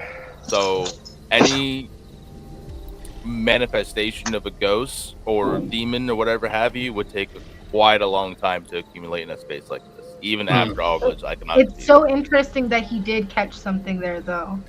Something that profound. In my opinion, I find that profound. But also, like I was saying, this hasn't been used as a church for 300-400 years, though. So, yeah. So by the time what do you really think reached out to you then? If you had to make a total biased opinion, something that you probably wouldn't share with the normal crowd, what do you think you caught there? I think it was I feel like it was a positive presence of whatever was left over from the woman who was buried there. I didn't think it was anything bad or negative. I like that.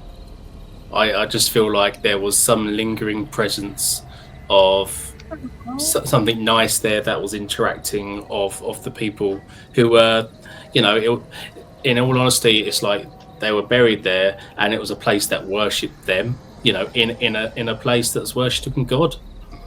And the fact that I was reaching out to her and seeing if she wanted to interact with me, and I got something, it was kind of saying yeah, we're here, we're chill, we're cool. What if you're wrong and it's not residue. But what if, since this was the last place that they made it for themselves to inhabit until, like, you know, the coming of Christ and everything, you know, like, maybe. the end of the world, I mean, you know. stuff. What if it's there? It was made, like, I mean, you said that he made that and he made their burial. What if he did it with the intentions that he was to be there? Maybe that's why their graves are underground, so that they're allowed to live around the church as they would normally, and it wouldn't be so much of a, this is where our tombs are. And yeah, they were there, but it's reminiscent of their life. So maybe she was reaching out to be like, hey, we're still here. It's all good. We enjoy that you're here checking us out, checking out our architecture. We appreciate you for being respectful and for, you know, caring about, like, our history and all that stuff. Maybe it wasn't so much as residual. Maybe that's just, you know, how some spirits, you know, you said you don't think that they'd be there because it's been hundreds and hundreds of years, but I feel like maybe they intentionally made that so that that would be where they stayed. Yeah. I don't know why. I just had that thought. Yeah, But yeah. The thing is for this case, in my case notes, I've put this as undecided because I found some evidence, and for me, I need to go back again and do a longer investigation. I want to get some more harder evidence. And I feel like maybe, yeah, I'm going to go back at some point. Yeah, what I want to do is do like an overnighter where I set up all the CCTVs and just like analyze them over a few hours, so I can actually see if I can. Stay there overnight? Well, I'll be in the car outside because I have the remote CCTVs and stuff. You know, I'm not going to sit in the church all night. Yeah. Whew, that would be scary. It'll be cold as well, very cold. I thought we weren't supposed to live in fear, Carmen. Oh yeah? Should I play a little song? I'm not the one who said it. Listen, I'm not the one who said it. I'm not the one who said it. Joel? I'm not the one who said it. Anyway, I'm not the one who said it. What is your number one, like, the hardest evidence that you've ever gotten? Like, it's so hard. Can we bricked up so hard? Okay, Woo!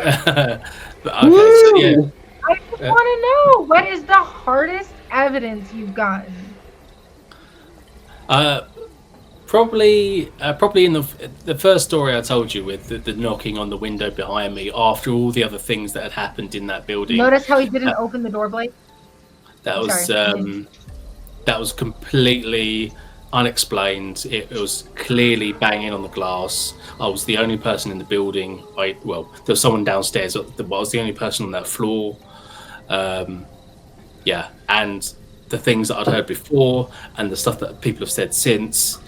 And the funny thing is I've been wanting to go there and do a proper investigation and actually nullify the space to try and cleanse it because people are getting freaked out there.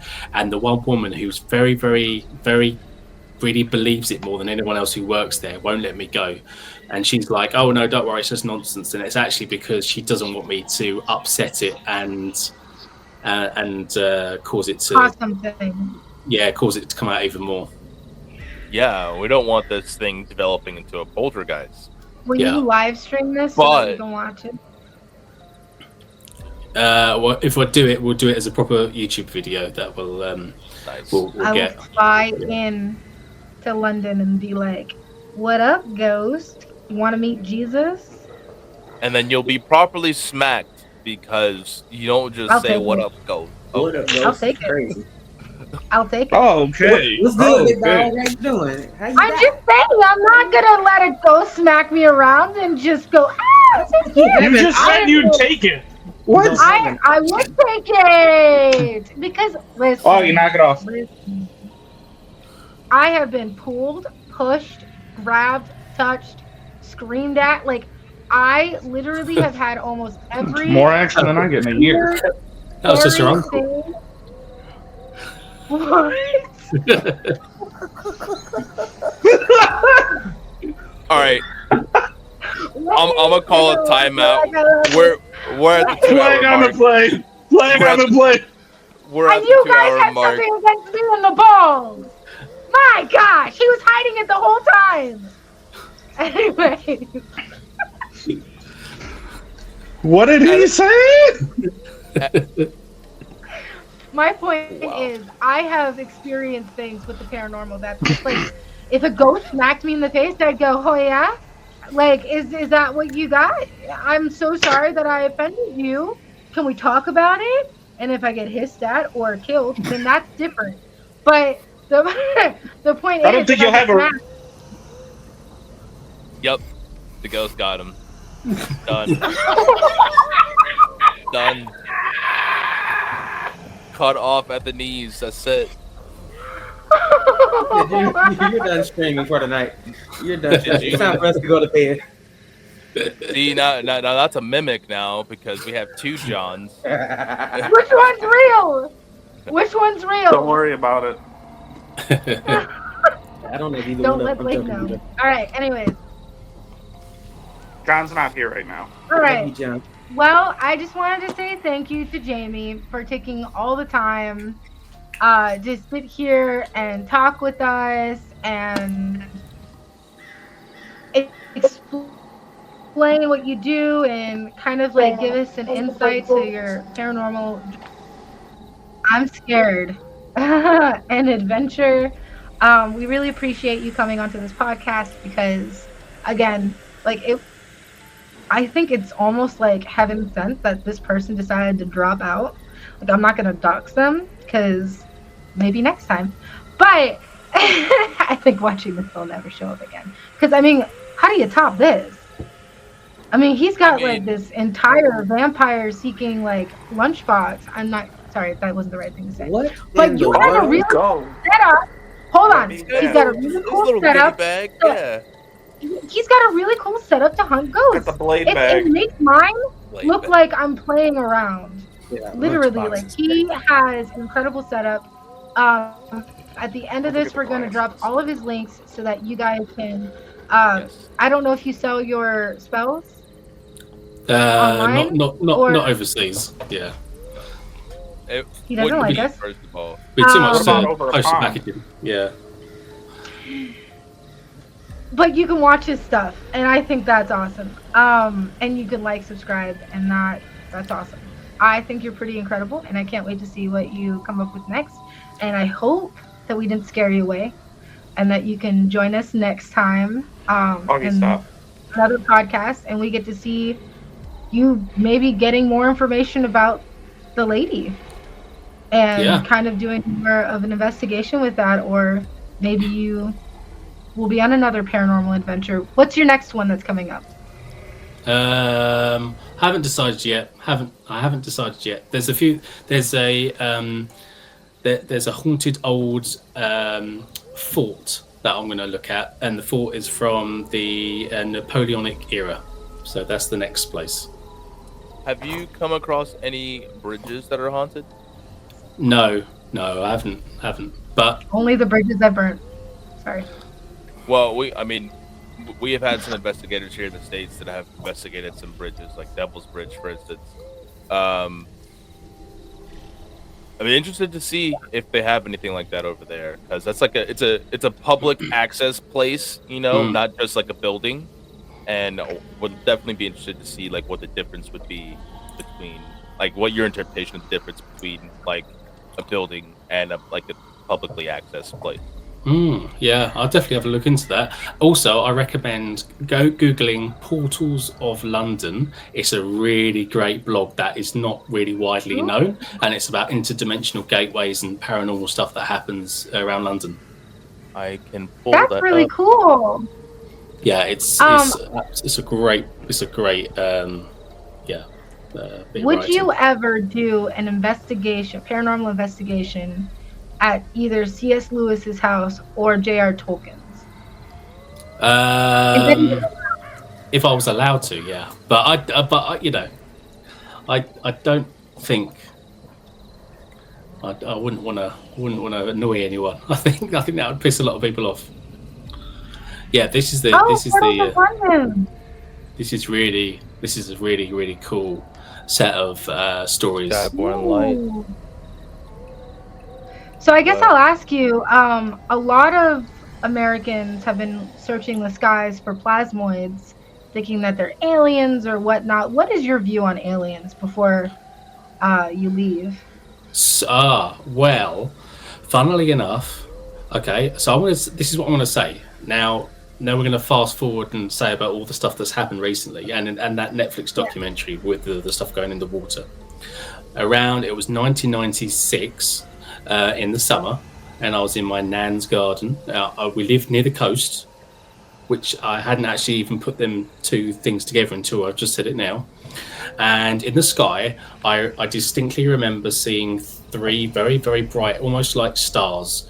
You know, this is midday on like 1 o'clock in the afternoon, like this, like a triangle in the sky. Very, very, very, very bright, almost like satellites, but you know, in the daytime, and they were going like this, you know, super fast. And I remember saying to my mum, you know, can you come out? Like, what is that? What is going on? And I remember my mum and my sister were all looking up and were like, what is that? That's really weird. You know, they're going really super fast and then just vanished.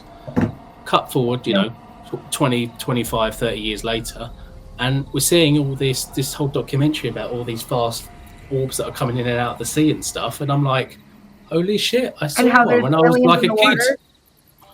Yeah. Mm-hmm. Yeah.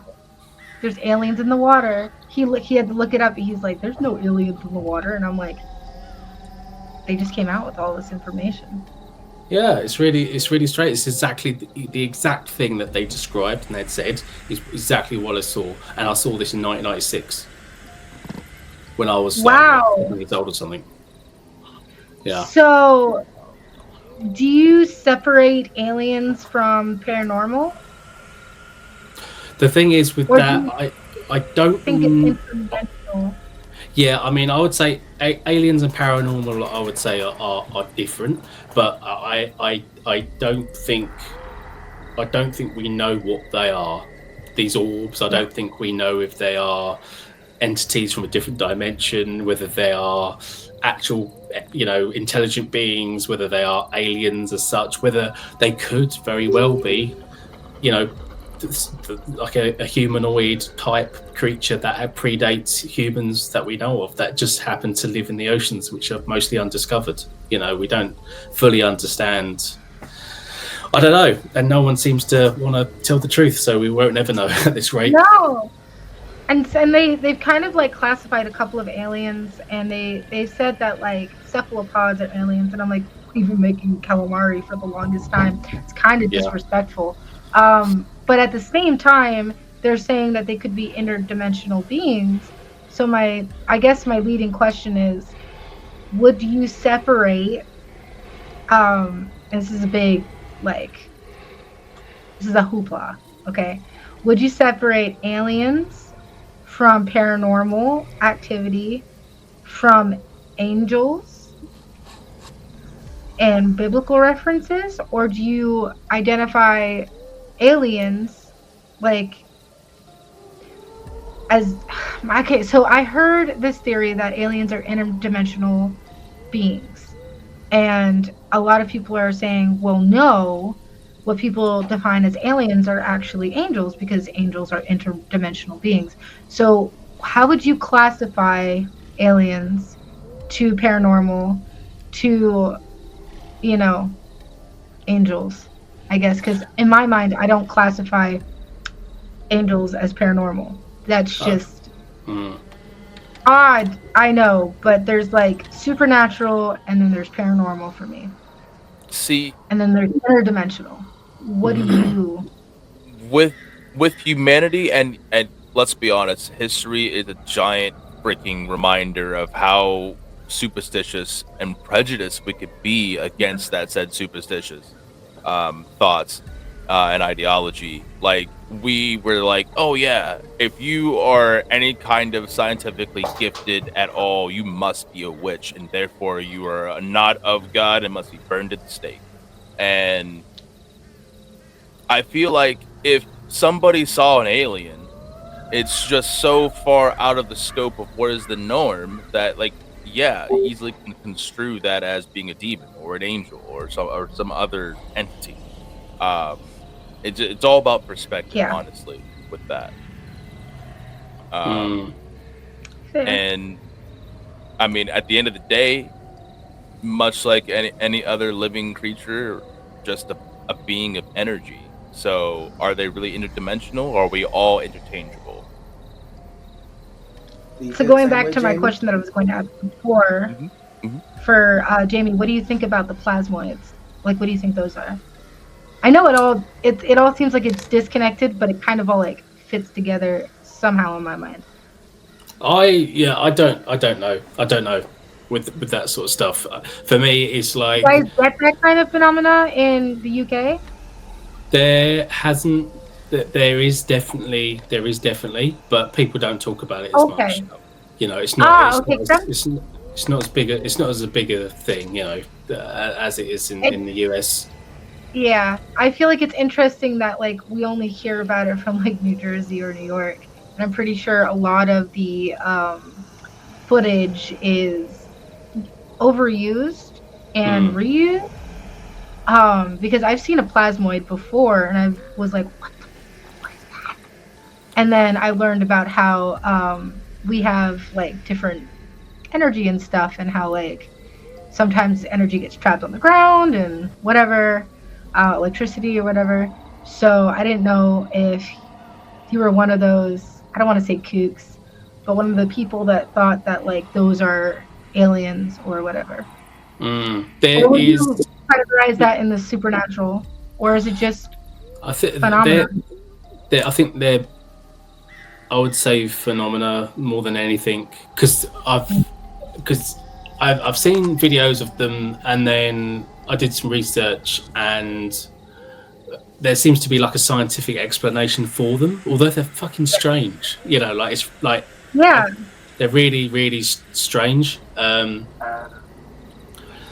But yeah, I mean, I haven't seen them, you know, with my eyes, and people don't really talk about them much, so I don't know.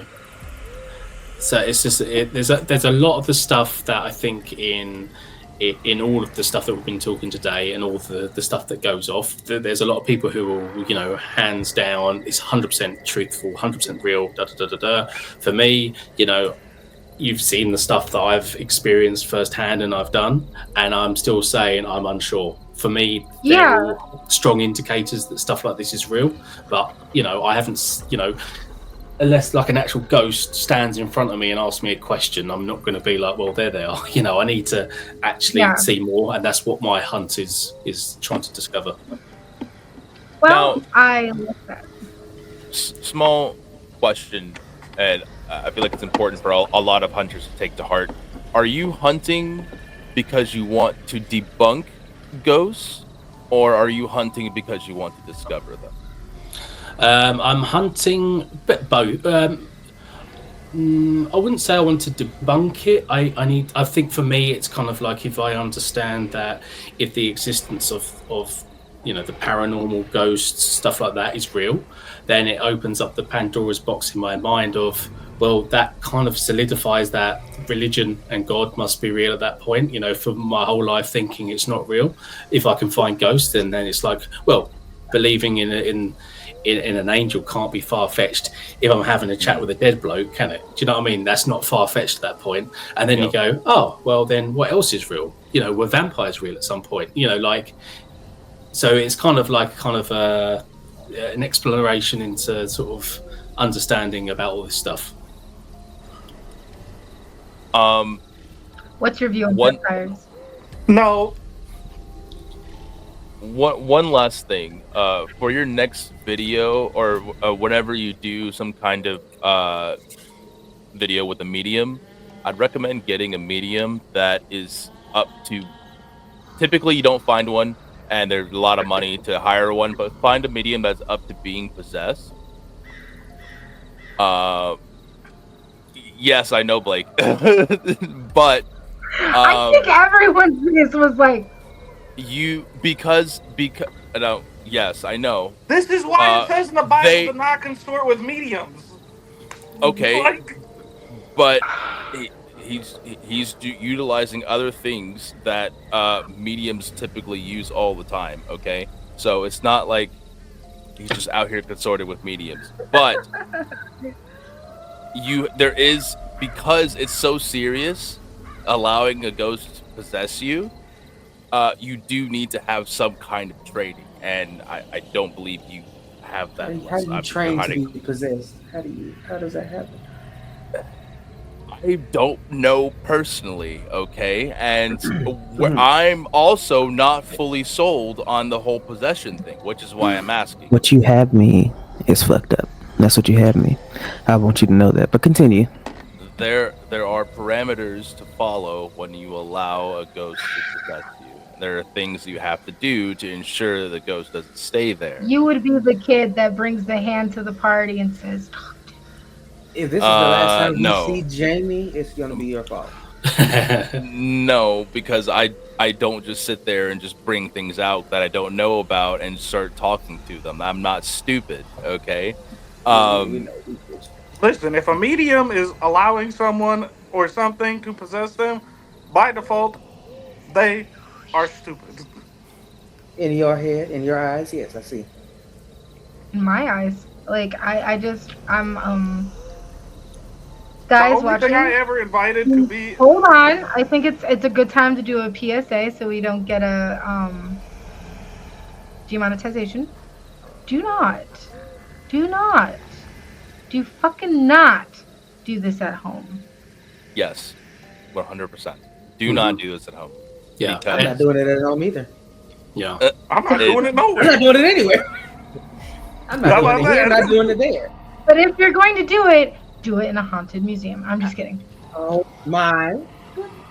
I mean, the more the merrier, right? Do it in We England. are a legion kind of Do it thing. with the cat. I Do wouldn't do it. Do it in England with Jamie. Don't So he listen can to don't listen to the purple hair. Jamie You got got holy agree to water. Jamie didn't agree to that. Shove the Jamie's holy looking water like, down your wait, don't throat. throw me into this loop. Hey. Yeah. I mean, Jay? so I think the key thing is, and I think what you're saying as well, is this, like, even if you're unsure of if it's real, these are so dangerous to try. That's why you should be very, very careful with it. So, for instance, I come in from the idea that I'm not 100% convinced that what I'm going to find is what I'm looking for. And yet I still go to all these lengths to protect myself in case, because I don't want to bring anything back that's bad. Exactly. And so you do not want to invite a malevolent spirit into you, because you don't know, if you start inviting that, who knows? It might not be a spirit, it might be a demon, Mm-hmm. Yep. And then, exactly. You don't know what. That's why you have to do the investigative process, which is something that I spoke to Blake and John about. Is like there's even when you call a priest to come into your home to do an exorcism, they still have to do the process of investigating, because you don't know what you're dealing with. It could be a demonic possession. It could just be you're lonely. And maybe there's a ghost, or maybe there's some other kind of presence that needs to be dealt with. So I feel like it's just safe to not. I would be interested in doing some. So I know it's Hollywood, but the movie Constantine, okay, the way that he goes about, especially that first scene where he goes into the apartment with the girl that's possessed on the bed, he didn't just go in there and start rebuking it with the Bible. He pulled up several different religious iconography until he discovered that, this is what gives the most reaction. And you can't do that unless you have the knowledge, like language, how it's implemented in that culture, how those several different types of spells actually are supposed to work and whatnot. And also not casting too many different types, because they could all fight against each other. Like think of it the same way as like you have different wavelengths of energy. They're going to collide at some point and cause some kind of reaction. Yeah. That's scientific. Okay. So you can't just willy-nilly fire shots at it like that, That's me and the exorcist from the Vatican who came around and and did all the stuff. And he You can hold it up again. There you go. Okay. So the really strange thing was, right, is because he came around to bless the house and he blessed all the stuff, and he will show me pictures of stuff of his training and marks and stuff of exorcisms, and he blessed the house, and he went into the angel talk, he was doing all this stuff, and he said there was nothing bad in the house, but he found there was a spell in the house that he dismissed and then changed it into, Catholic prayer or whatever. And I went, that's odd, because I had put a South American spell of protection on the house before he'd come. And I was like, well, how the hell did he pick that up? I hadn't spoke to him about anything about that. And he said the only thing he found was the spell. So Yeah. that's what I'm saying is you got to be careful. That's all. Yeah. That's crazy. Well, John, can you come back, please? Thank you. Well, I would like to say thank you to Jamie. Thank you. You've been absolutely amazing. Thank you for coming on, even though it's literally in the middle of the night. We appreciate you so much. I have learned so much, and honestly, I would love to have you on again, because it's very rare that I actually get to talk to somebody who does investigations in England. Like, it just opens a whole new, I don't want to say world, but a whole new segment that we don't get in America. Like, we have our own haunts, which I wanted to get into, your cryptids and your fairies and all that stuff, which if you want to come on next time, I would love to talk about, like, your opinion on that, and, like, how you are influenced by it. We'll do a whole podcast on cryptids. Yeah. Because dude, there's so people. There's literally like series podcasts of just go cryptids. through each one. Yeah. Yeah, like you could. Yeah, and we have somebody in our Discord that, like, is super afraid of fairies, and I used to think it was hilarious because, in my mind, Tinkerbell. So that's what I think of. But then I started doing some research, and I'm like, oh, wow, you guys have, like, pretty fairies that are apparently nefarious. We have the most demonic looking shit for our fairies. The tooth fairy, not so much. Oh my gosh. So I would love to learn, I guess, that kind of side of it. And I would love to hear more about your paranormal adventures, because, yeah, I feel like it's a rare chance that people get to meet, like, that paranormal investigators get to meet other ones that actually are serious. And like you said, it's important to bring your own research into it, because so many people are so ready to get a response that they create one. And it's so hard to get actual research done when you are with other people that you might not know, because you don't know if maybe they're, like, maybe they like your energy and they just want to impress you. Maybe they want to be the big medium in the room and they want to influence the conversation or whatever. So I feel like it's really cool to meet people like you that you're, like, honestly trying to gain more information. And as for, like, paranormal exposure and the Zena Paranormal podcast, I am doing the same thing that you kind of are. Like, the reason I started this journey was because I had a spirit box and I opened it up during COVID and I was talking to angels, and that I was like, oh my God, if I can prove this, I could help so many people that are on their walk with God and stuff like that. And, like, I could show them, like, there's hope. Not only that there's hope, because we don't need to prove that God exists, right? There is faith without seeing and all this stuff. And, like, there's all the stuff that goes into being a Christian. I understand that.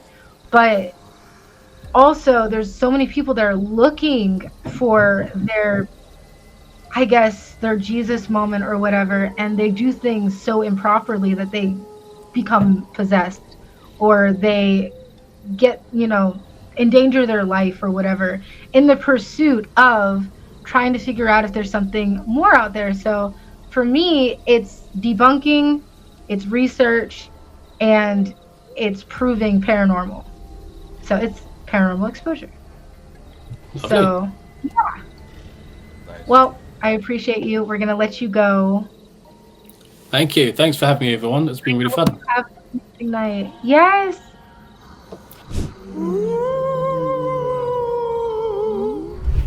Ooh. Sorry. guess, like- I hope to God one day we don't get anything bad because we right there. joke a lot. Okay. Oh, okay. I can could be see. I mean, it That's could be anything. right. It could just be an actual person in there. You Yeah. don't know. I did see like Yeah. that shadow right here. Black. Some old man is like those darn kids outside my window. Get off my lawn! It shifted back and forth there for a second, so there's definitely something there. It's a for hospital, sure. right? It's a hospital, right? Watch It how was a it's some hospital patient in and he's like, 1915. what is it now? I don't. Probably a museum or an office space. That person is probably like those damn kids making TikToks again. Man. Yeah. Probably Oh, like wow. 2 o'clock in the morning too. I'd be pissed as well. Well, we'd have to go on Instagram. Damn it, Facebook, just post. I feel like, even though I'm only 28, I feel like a grumpy old man sometimes. You are a grumpy old man. Thank you. You're welcome. Just to make the conclusion solid, I agree with them. I agree. Unanimous. Unanimous. Shut up, Blake. Love You're it. scared of heights. Okay, this video isn't loading. You're scared of your sink. Not You know what? I'm anymore, gonna come on here with button eyes and really scare him. You're scared of piano music. I'm scared of people. Never mind. I'm not gonna say it. I won't be. Nice. Thank you for What? more AI shit. Love it. I feel like we need to ban AI. Whew. Not the Why was baby. I the only no, one sending videos? no, not the baby. Nope. Why was I the only one sending videos? Because if I leave to send videos, my Did fucking you phone. see that? Yeah, I don't like it. I don't want to watch this again. I'll be real honest with you. Do you That know made that me there was an actual case about that? It actually there's been a couple cases like that where that's actually happened. So there was this one story in Florida about this one family. My mom used to warn me about it, and she used to say, "Carmen, make sure that you walk around the house with the person before they leave you with the kids." And I'm like, okay, because there's this one babysitter that the family left, right, and she was babysitting the baby, and they had a big clown mannequin in the baby's room, and she was babysitting the kid, put the kid to sleep. The baby monitor went off and the baby was crying, and she goes up to go find the baby gone. So is the clown mannequin. And apparently the clown tried kidnapping the baby. So it wasn't a mannequin. And she called the parents. She's like, the mannequin's gone and I can't find the kids. She's like, we didn't have a mannequin. Wait. That's a ghost and he's gonna fuck you. Wait. What? No. Or it's Don't let John him Wayne even fuck Gacy. you. Wait. No. I'm gonna go on the limb that it's more like John Wayne Gacy, but I mean, sure, a ghost. All right, next one. Yeah. I don't That believe baby it. is also not allowed in the house again.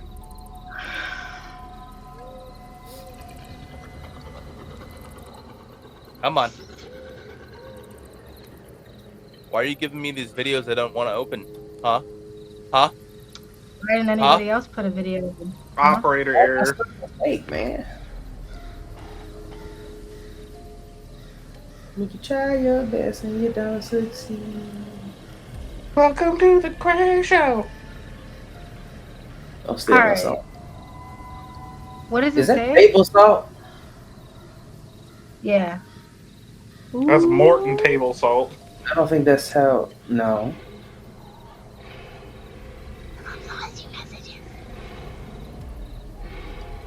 Absolutely not. See, here's the thing.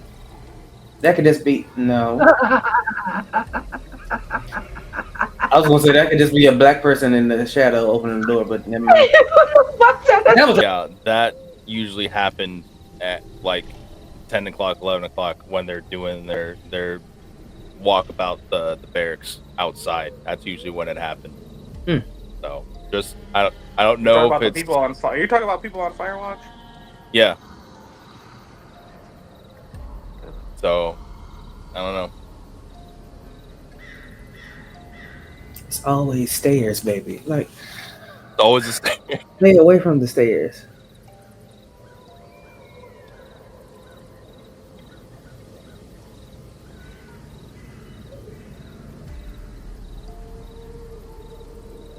Why am I looking behind him? Don't go down the Oh, stairs. I saw something right there. Could be just his shadow.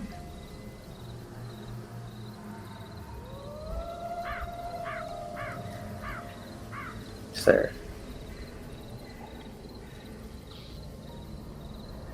No. Nah. No. I feel like it's time to go home. That happened in The Conjuring. Don't open the door.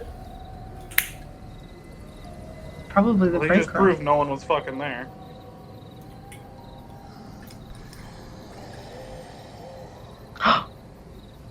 Hmm. Eh, Another little kid. It's probably a kid that got That left. shadow looks fake to me. I'm not gonna lie. It's that's why it's by.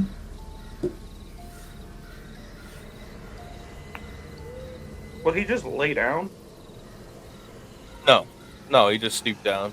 I feel like no one would still be in the room if that was the case. If it was actual.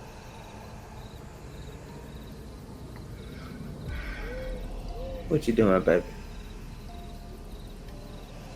Okay, I mean,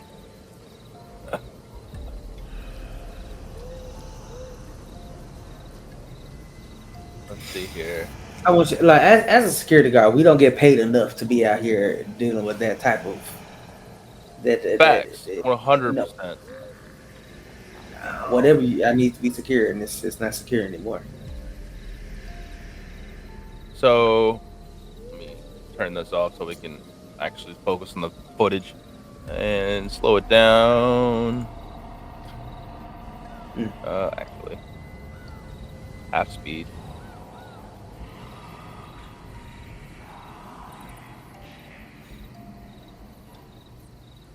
So there wasn't enough time for someone to sneak past. Even if they opened the door all the way to go around him, there wasn't enough time to sneak past and then reposition the door by the amount of time it took him to turn the corner and turn the camera. So at least at that part, I feel like might be not fake. But that shadow, Added for a dramatic effect. that shadow, yeah, it looks sus. Yeah, that looks sus as hell. That does not look real. It doesn't pass the vibe. Yeah, no. Fake For one news. thing, it looks like it's just a shadow and not even a ghost. Like it had dimensions against the wood. It looked weird. I don't know. But yeah. Yeah. Dimensions against the wood. Well, There's 42 now of we're the good. videos, so Huh? I can save them for another Good. time. What'd you say? So there's 42 of those And we're videos. good. So we could save them for another time. Oh. Well, guys, I hope we all got to learn some interesting things about hauntings across the pond. I think it was pretty cool that Jamie came in and talked about the way that he does investigations and all the tools and things he uses to protect himself. It was really cool hearing what he's gone through personally and what he identifies as a ghost and the different hauntings that he has seen himself. I think that was really cool. Aside from that, thank you, Blake, John, and Oz for joining today. And until later, remember, always give things an extra look over. You You'll never know what you find. find. Mm-hmm. GG. GG.